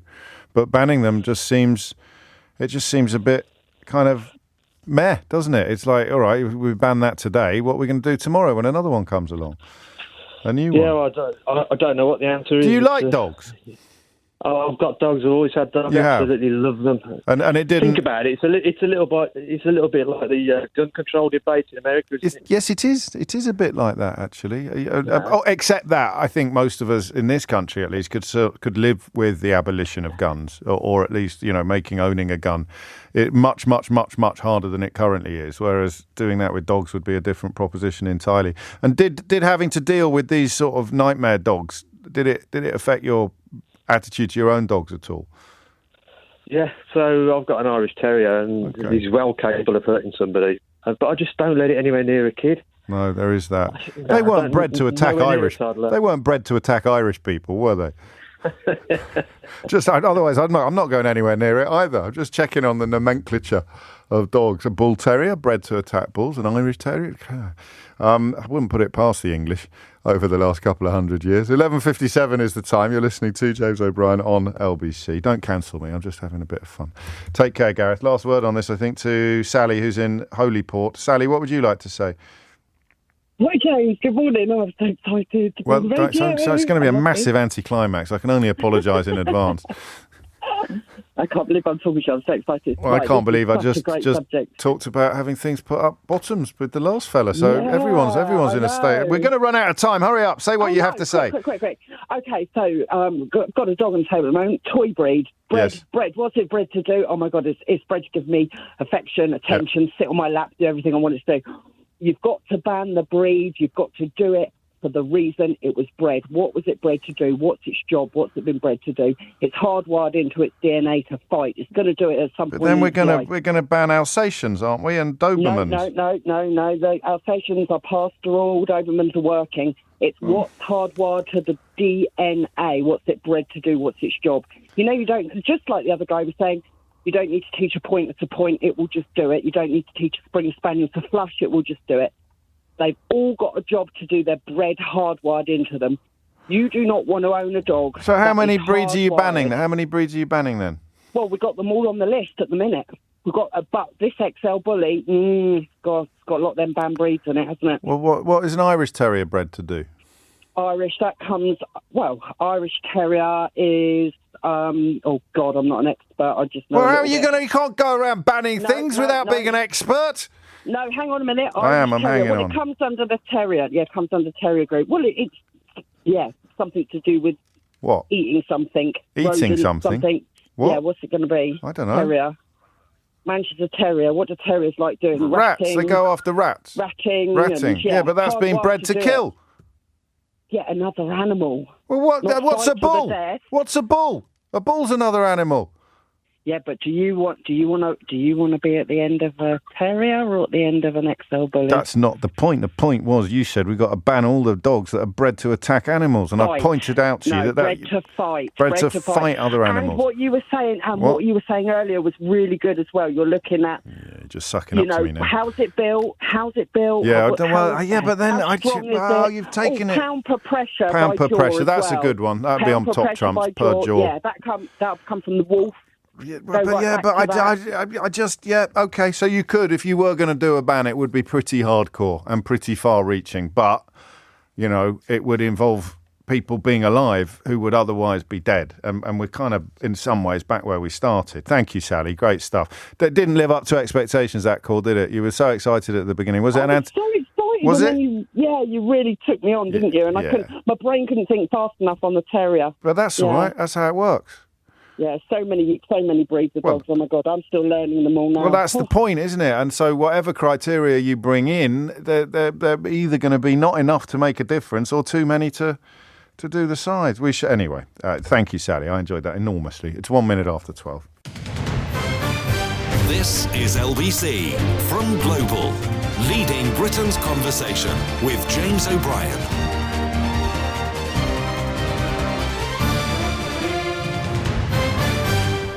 It's 4 minutes after 12. You're listening to James O'Brien on LBC, where we turn our attention next to another story that I told you would be coming around with rather more regularity than it has in the past. And this one it's a sort of hardening of resolve, I think you could probably best describe it as. The idea that the issue, the legacy of slavery, is a horror that needs to be addressed in more substantive and meaningful ways than it has been thus far. So beyond education and information, which of course some people remain opposed to, as a general rule, I don't think it's a good idea to trust people who are opposed to education. So whether it's people who burn books or people who object to National Trust properties publishing information about National Trust properties, or people who don't want you to know about things or don't want your children to know about things. As a general rule, I generally look askance at people who are opposed to the free flow of information. And yet it's not enough for many people when it comes to the question of slavery. And of course, I think one of the main reasons why, whether they realise it or not, people are opposed to education and information in the context of the slave trade is because of how shocking the truth is.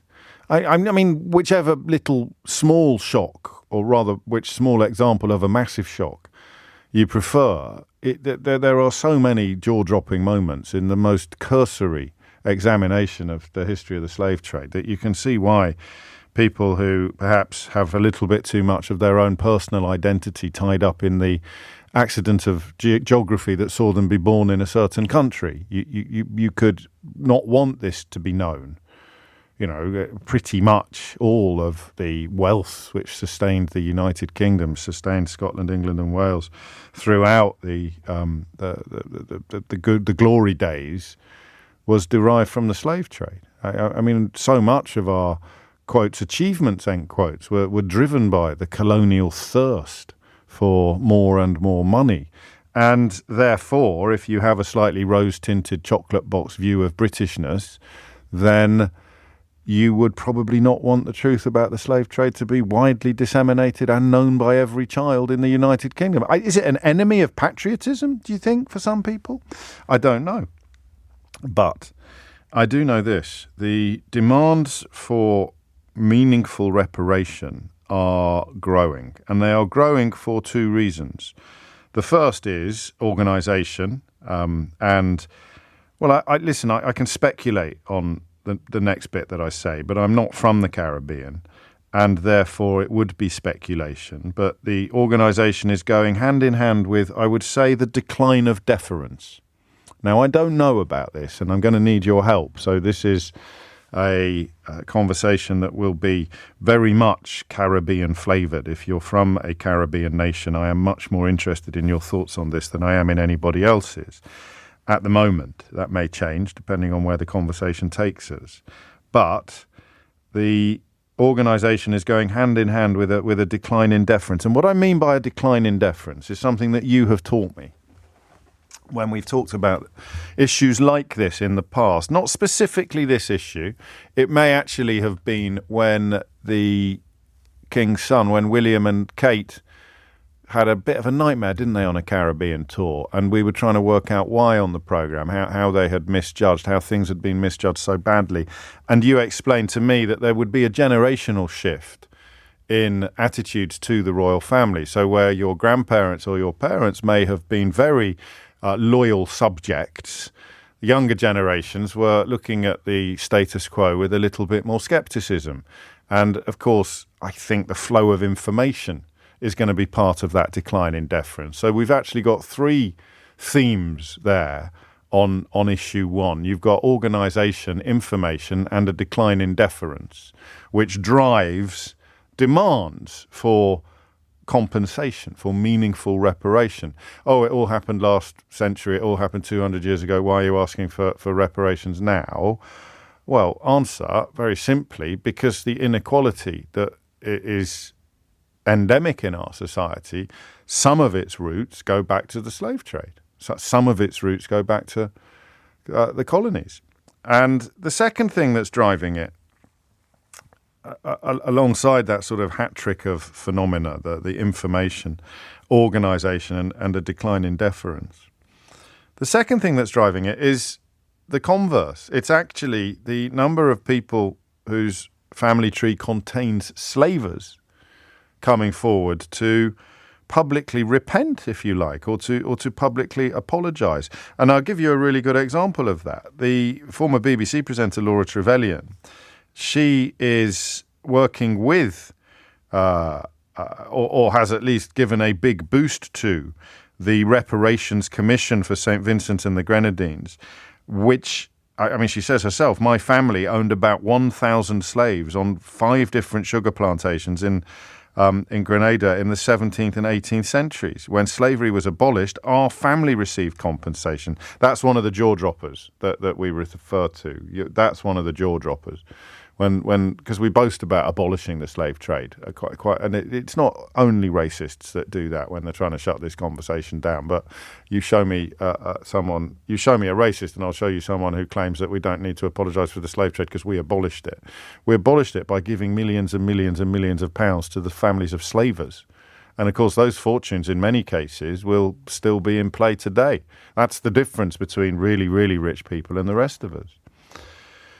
So when I read about Caribbean nations demanding, I phrased that wrong, Caribbean nations making formal demands to the royal family specifically for slavery reparations, what I really want to know is how you, as someone from a Caribbean nation or someone descended from someone from a Caribbean nation, what's your personal relationship with this issue?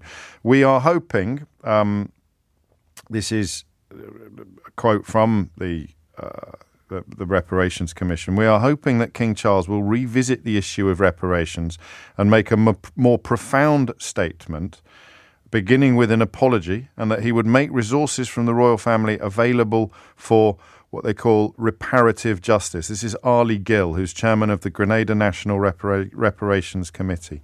He should make some money available. We're not saying that he should starve himself and his family, but we're not asking for trinkets. We believe we can sit around a table and discuss what can be made available for reparative justice. I like that phrase, reparative justice. It's 12 minutes after 12. And that's really the question I'd like to ask. As I say, I have no skin in this game at all. I really don't.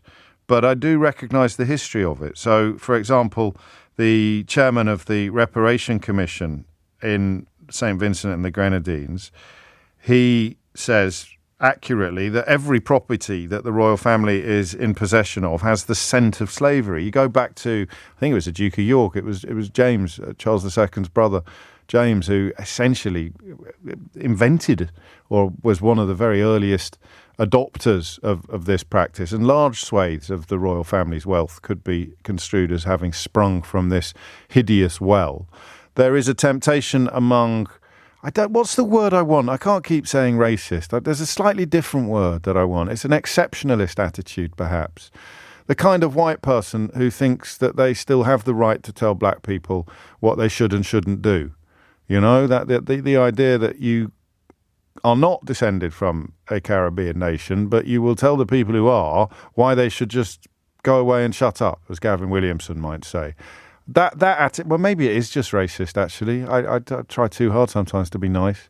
Maybe if you are a white person who thinks that black people should just be quiet and shut up about their centuries-old grievances, it is coming from a place of racism. Maybe not. It's something we can talk about, something we can explore a little further. But the fundamental question I have for you is what difference it would make to you personally. Because that seems to me to be the acid test of this whole idea. And I'm not coming from a place of scepticism, but I'm coming from a place of ignorance. I can't quite conceive of what difference it would make to you personally. So to learn that you are descended from slaves and that the royal family's wealth is descended from slaving, would a transfer of assets from the royal family to your island of origin, would it mean something to you? What difference would it make? Is that a fair question to ask? I think it is. I'm fascinated to hear your answer, but of course, as I say, because I have no skin in the game, I may be missing a point or barking up entirely the wrong tree. I would love to know. And you may not have given it much thought before, but if the commissions are in existence and people like Ali Gill are making these very powerful arguments, then clearly a lot of people are having this internal conversation. A lot of people are thinking about this. And I'd love to know what your thoughts are. So here is the royal family. It was even called the Royal African Company, enslaved and transported hundreds of thousands of people from Africa to the Americas, which of course belonged to us at the time. So neck deep in it, frankly. Here is the royal family with wealth derived, still epic wealth, derived in part from slaving. And here is your island of origin, here is your family history, your family tree, and there are slaves on it. How do merging these two historical facts together, what I just want you to tell me in your own words the difference that it makes to you. 0345 6060 973. Maybe I should tell you why. Because I want to be better at understanding this. I just want to have... So I've got the sense of natural justice being served by reparations, the sense that it addresses a historical injustice. But that's abstract. That's overview territory. I really would love to hear about the internal improvement, the difference it would make almost to your sense of self, to see that historical injustice being in some way acknowledged and atoned for. And I don't know that you can atone for it with just words. Maybe you think you can. Maybe you're not interested in the money, but you want something else entirely.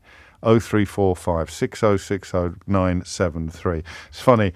Simon suggests, I think the word you're looking for is imperialist rather than racist, whereas Elizabeth, in response to exactly the same question, replies, the word you're looking for is superior, James.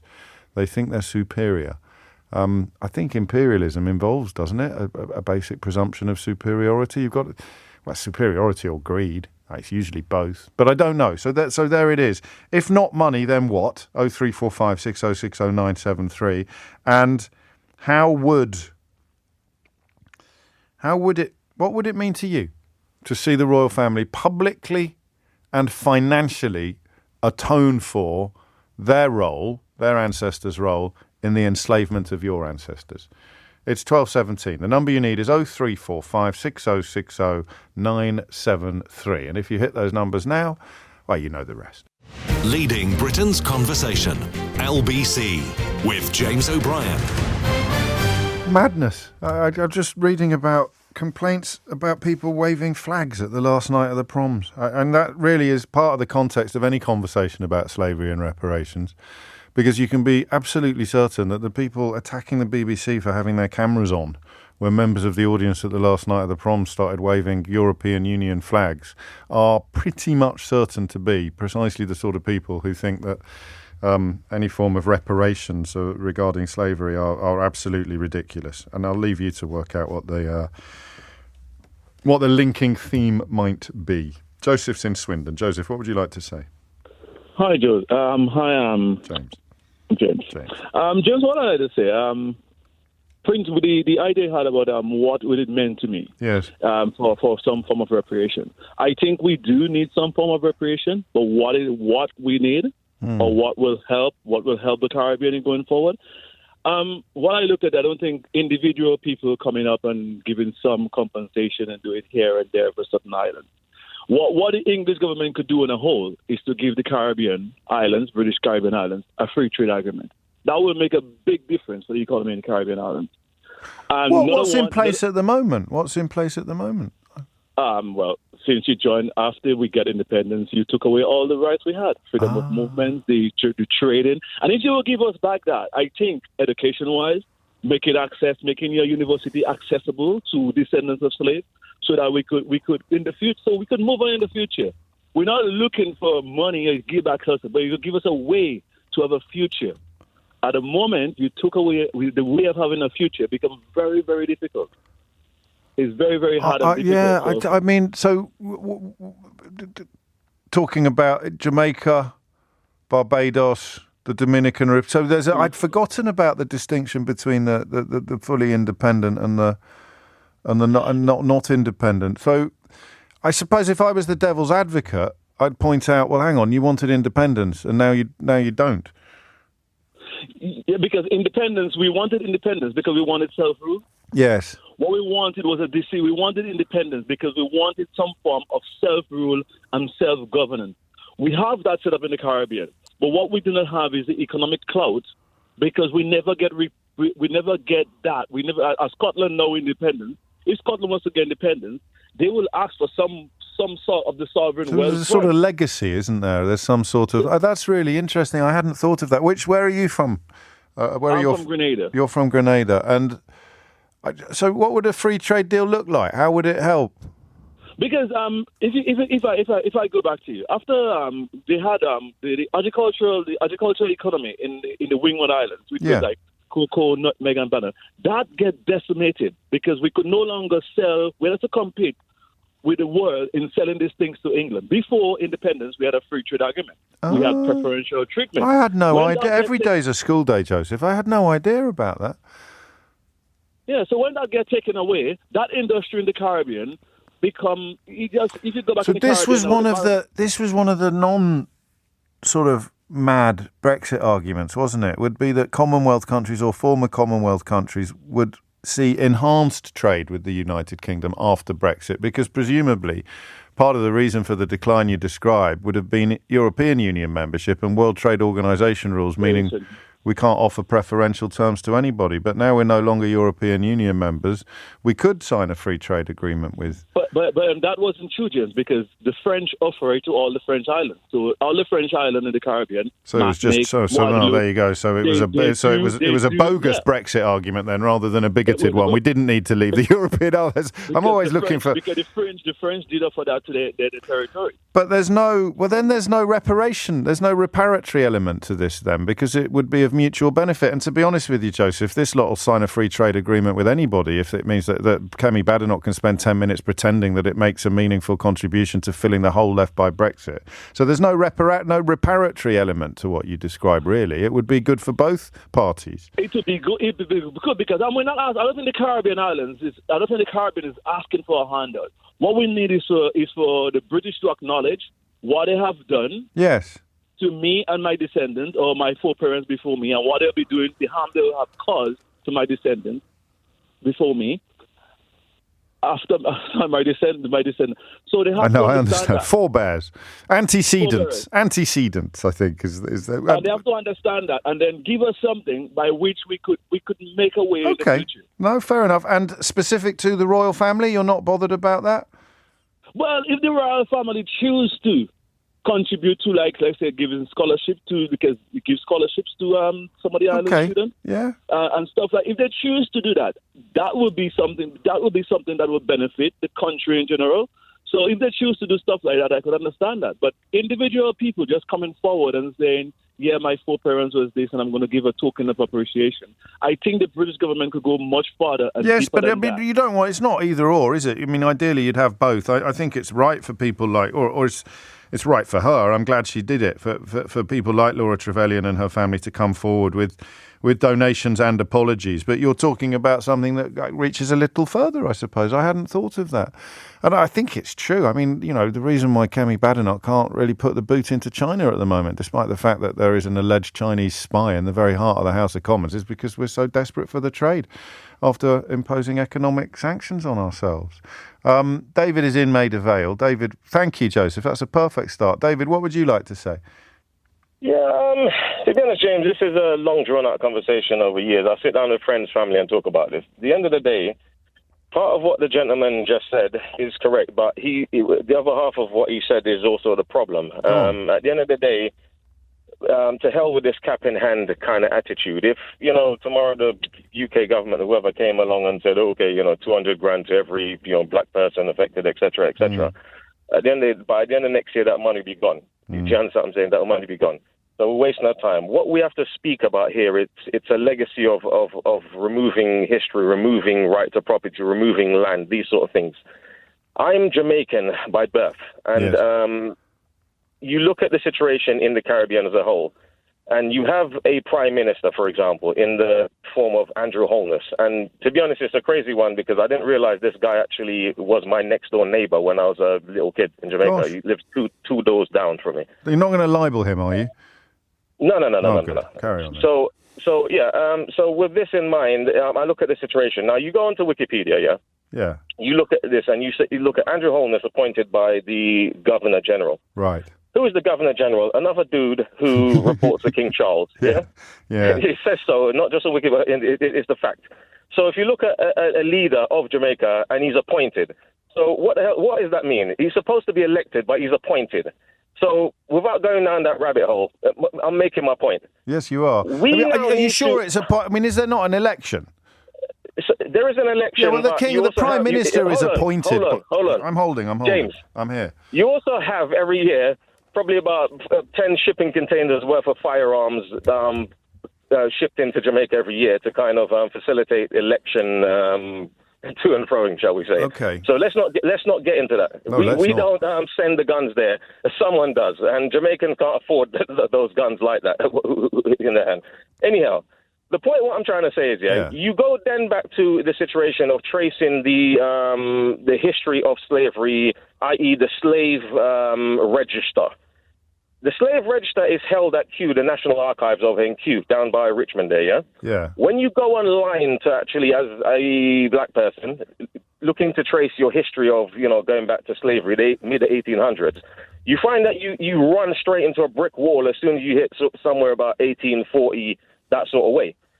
Then you look at how they hold the records down there. It's basically they've taken a photo of a handwritten page. Right. Now, you look at anyone else's history from a manuscript perspective, it is translated and typed out digitally. Okay. So part of the reason why black people cannot trace their history beyond slavery and into slavery in order to ascertain who was responsible for their enslavement is because there's this drag your feet attitude. You have to be there in person. The You can't do it online.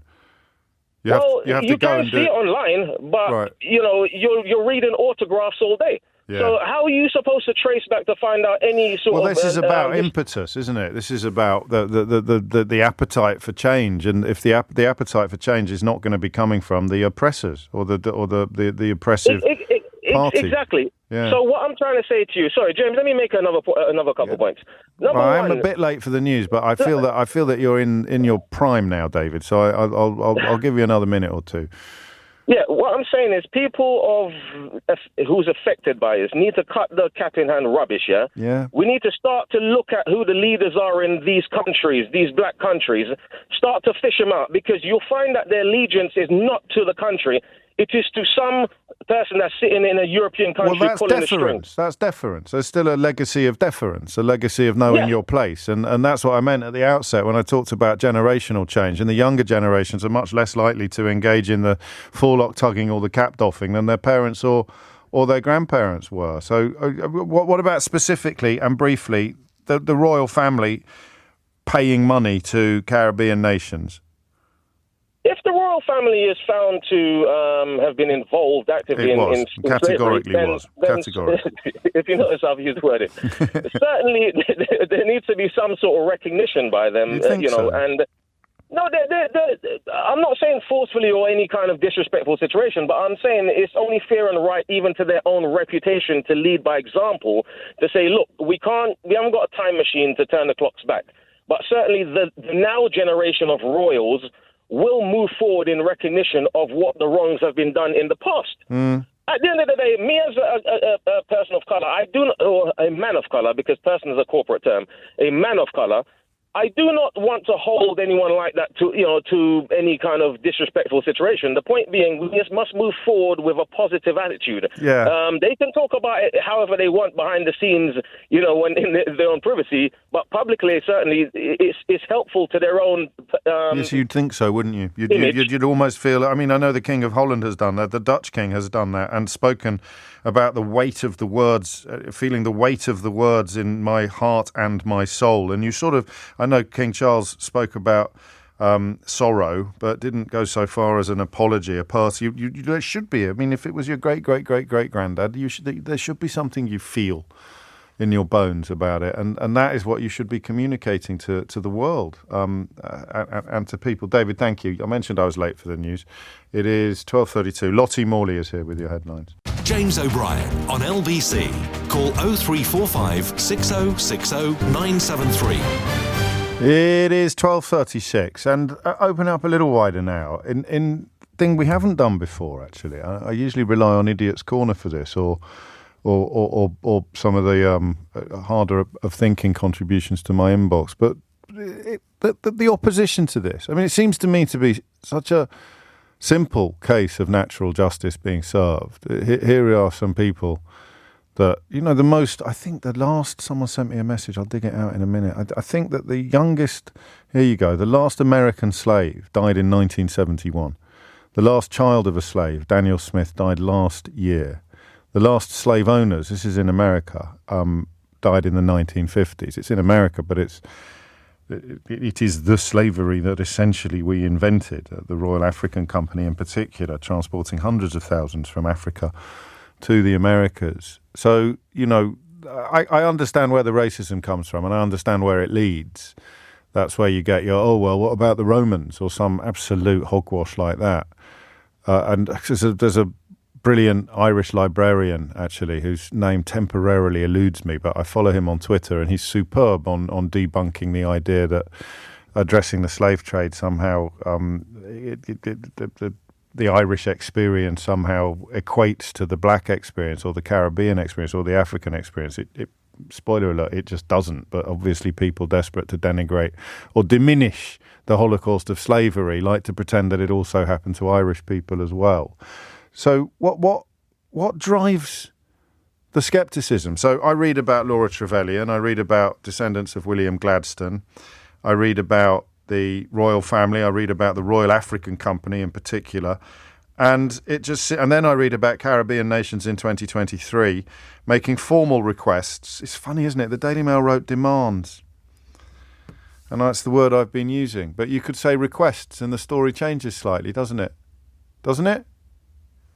Caribbean nations will make formal requests to the royal family for slavery reparations by the end of the year. Or Caribbean nations will make formal demands. And then, of course, the headline becomes, now King faces cash demands over slavery. It sounds like they're holding him hostage. It sounds like they're trying to blackmail him. If you simply wrote Caribbean nations ask for reparations, it's got a very different flavour for King faces cash demands over slavery. So where does that come from? Where does that implicit Daily Mail prejudice come from? Where does the idea that I use very loosely, should not be atoning for slavery? And atoning is different to apologising. Atoning is an act. An apology is talking. It might be completely sincere, but where does it come from, this reluctance to atone? The kind of people who, if you like, would argue that this is something that does not need to be done. I guess what I'm asking is there a rationale in place there that won't sound either imperialist, colonialist or racist? Because if there is, I would actually quite like to hear it. So I am opposed to reparations and apologies and atonement. I am opposed to all of these things because, and then the words that follow the because there don't sound as if they're born of a belief in colonialism, imperialism or racism. 0345 6060 973 is the number you need. And then, of course, the broader question of what it means to you. What would it mean to you as a descendant from a Caribbean background? What would it mean to you if the royal family did stump up some cash? Mark's in Halton Heath. Mark, what would you like to say? Hi. I'm definitely for reparations. My family, unfortunately, in 1623, 400 years ago, were the first settlers of the West Indies, using bond slaves from Ireland. They wiped out the native Caribs, and then they were stuck for workers. So his son started the whole triangular. How did you find this out? Did you always know this? Yeah, virtually. It's in the family history, but the attitude to it definitely in this side of the family has changed. But in about a few years ago, we made a program on Sky. Oh yeah. It was called "So You Think You're Royal." That was irrelevant. It was to do with our connection. Yes. And I got comments from a lot of members from my family that what difference can we make? Why are we going to the past? What counts now isn't that. Right. And I had quite heated arguments. Where do you think they were coming from on that? What do you think their motive is? So I think I understand your motivation. It could be filed largely under a sense of natural justice or a desire for natural justice, and it doesn't matter how long ago it happened. If it was wrong, it should be addressed and atoned for. Your family members who are more sceptical about that, what drives them, do you think? Why stir up the past, I suppose. They were proud of this history, unfortunately. Oh, okay. And I am not. And when the BBC interviewed at the end of the commemoration of the ending of the slave trade, they came and interviewed me for their website. Right. They also tried to interview Richard Drax, who refused, because all around here in Dorset are his estates, and they're all paid for by the slave trade. Well, he's still got a big estate in Barbados, I think, as well. That's right. But he only stopped receiving reparations within the last 20 years, I think. This is I think the money that the government borrowed to pay his ancestors reparations only got paid back within the last 20 years. I think the flow of money from government to descendants of slavers was self-contained at the time of compensation, I think. Okay, but I bow to your wisdom. It's not wisdom. I could easily be wrong, but I think that, and that then is part of it. Then it's hang on a minute. Reparations involves me giving up something that I've currently got, and that's really easy to understand.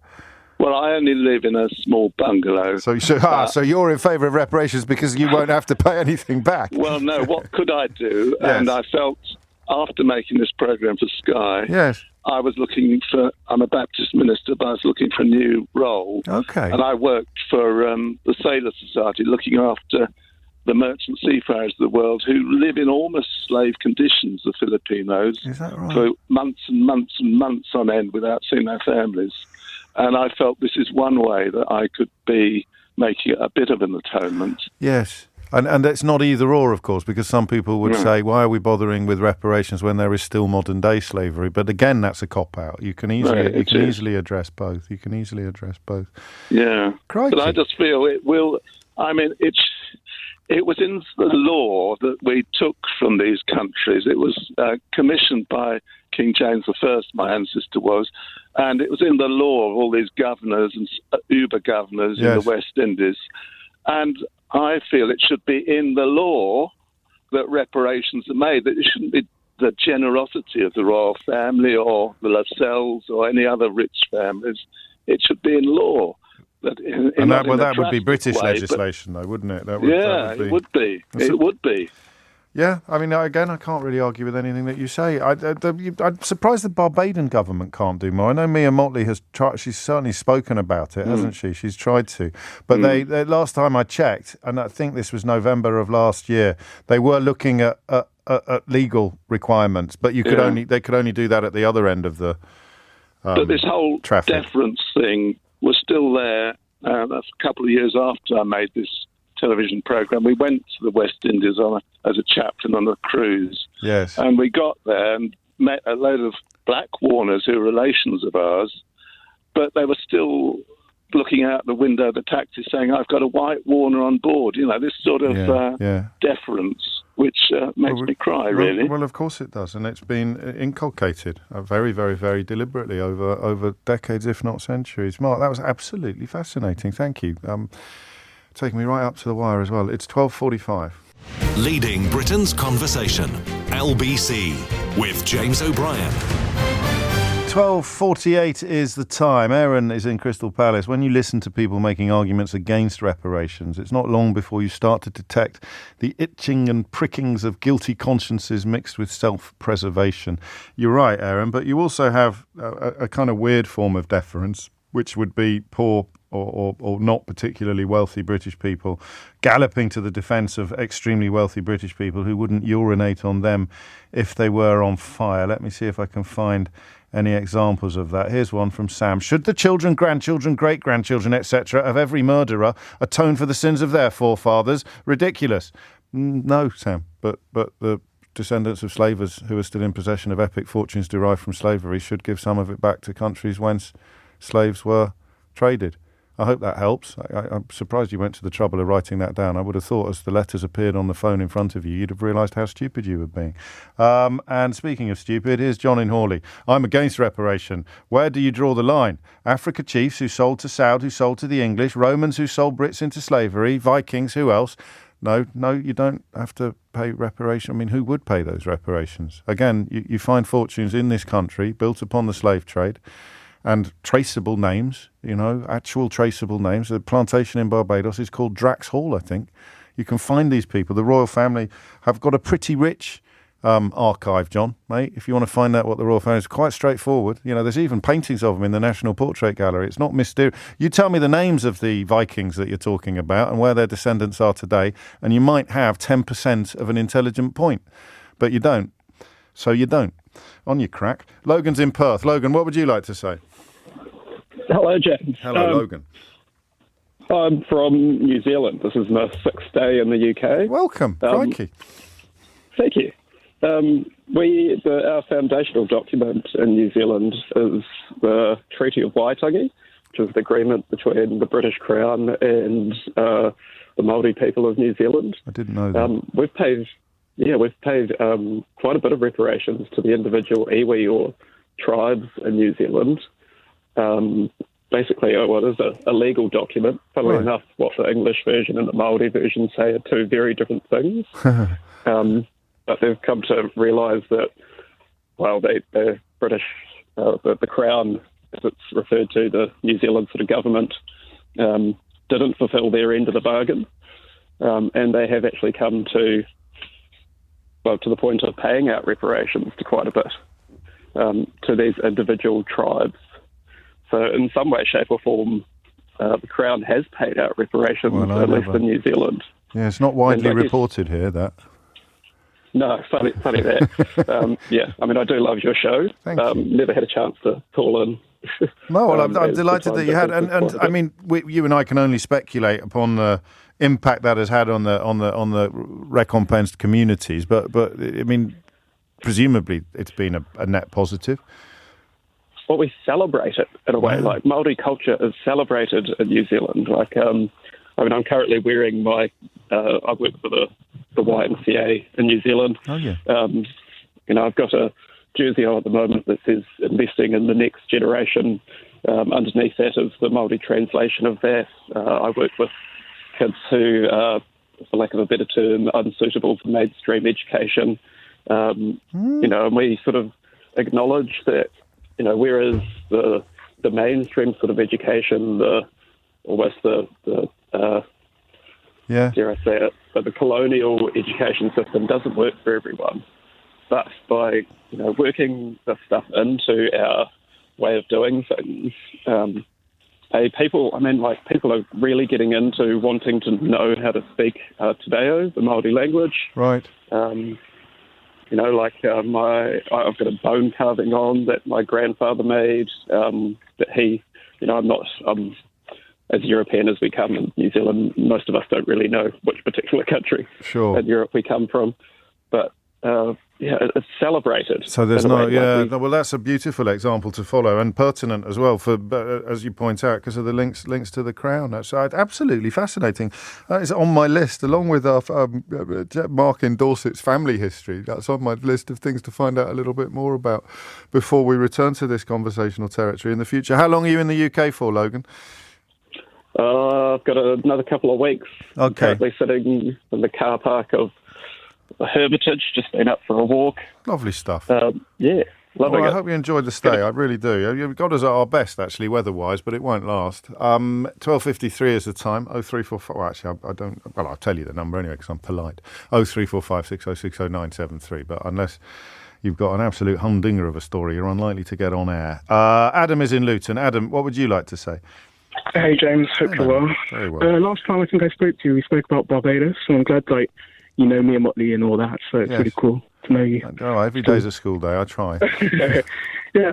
So just some ideas I thought for reparations, because I know that it won't actually, you can't put a price on people's lives financially now. And also, no matter what we do, there will always be some sort of contention, some sort of like opposition. So I just think something that could be done, but also try and bring us together.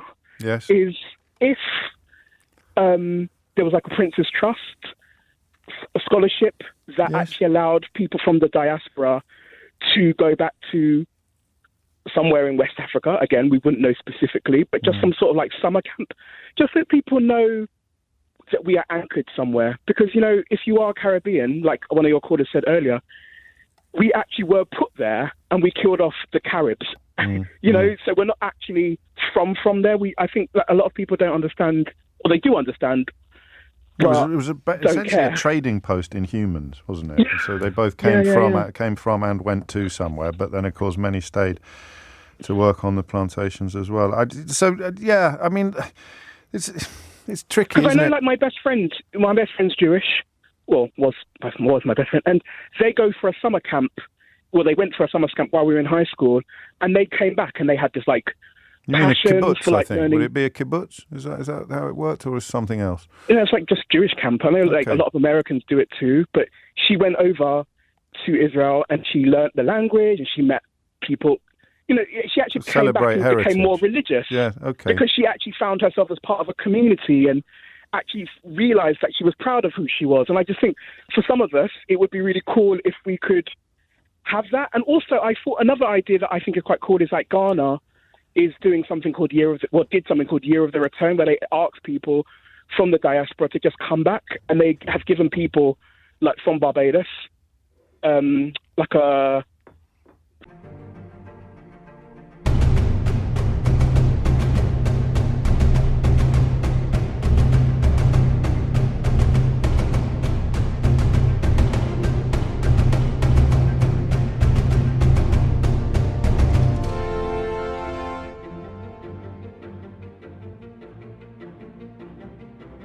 freedom of movement, essentially, so we can just go there. And I just think if there could be some sort of like scholarship, either for I hear that. I mean, again, it's not. It doesn't have to be to the exclusion of other things, because someone who is very old could almost feel the fingers of history on their shoulder. You know, I'm talking about the American fellow who only died last year, who was the child of an owned human being, an enslaved human being. So I think you'd need to address the other end of the generational spectrum as well. But in terms of legacy and future, then focusing on the young is a wonderful idea, actually, and then you sort of change a mindset, really, for future generations. Adam, thank you. 12:56 is the time, and Freddie is in Feltham. Freddie, what would you like to say? Hello, James. Hello, Freddie. Long-time listener, first time getting through. Well, welcome. Thank you. Better late than never. Agreed. I'll try and make this quick. I don't know where to start with this. But I would like to say you touched on important points. It's not what you say, but how you say it. Yes. Communication and education is important. For example, apology and atonement. Yes. Very similar, but you're rightfully so, very different words. Now, reparations, if a wrong was done, obviously a wrong was done, then yes, that needs to be addressed and atonement needs to happen. But we need to make sure all the education is in the right place and all the communication is in the right place. For example, well, I agree with was it your Grenadian caller earlier said something about the trade agreement. We don't necessarily want it in the form, I'm Dominican raised, by the way, I grew up there. We don't necessarily want it in the form of cash payment, but in helping with industry. He mentioned agricultural preferential treatment with the Windward Islands. I don't think that was necessarily killed off because of independence, because I'm an 80s baby and it was still going on there well into the 90s, but I think it's because of the American companies, i.e. Dole Bananas. Right. But I'll let your research team get into that. The point I'm research team. Well, they're much better financed than me. Like I said, we just need to make sure all the right words are but in it's the right appetite. place. You need the appetite there first. The appetite for change, Exactly. the appetite for reparation. Call it whatever you prefer. That brings us to the obstacle of resistance and the people in this country, many of whom occupy enormous positions of power and influence, who have a knee-jerk objection to the very idea of any form of reparation, which you have to presume is born of fear and guilt and possibly second-hand shame. Freddie, you've taken me right up to the wire. I'm sorry we can't talk for longer, especially because you've waited so long for your debut, but I hope we talk again. If you've missed any of today's show, you can listen back on Catch Up on Global Player, where you can rewind live radio or enjoy the whole show podcast. You'll also find all of LBC's shows there to catch up on, as well as all of our live radio stations, including, of course, Capital FM, where Roman Kemp plies his trade, and Roman dropped by earlier. Rewind live radio on Global Player. Download it for free from your app store or head to globalplayer.com. Coming up at 4 on LBC, it's Tom Swarbrick, but now it's time for Sheila Fogarty. Thank you very much, James. Later on, I want to return to the subject of XL bullies. XL bullies. XL bullies. XL bullies. XL bullies. XL bullies. XL bullies. XL bullies. XL bullies. XL bullies. XL bullies. XL bullies, XL bullies, XL bullies,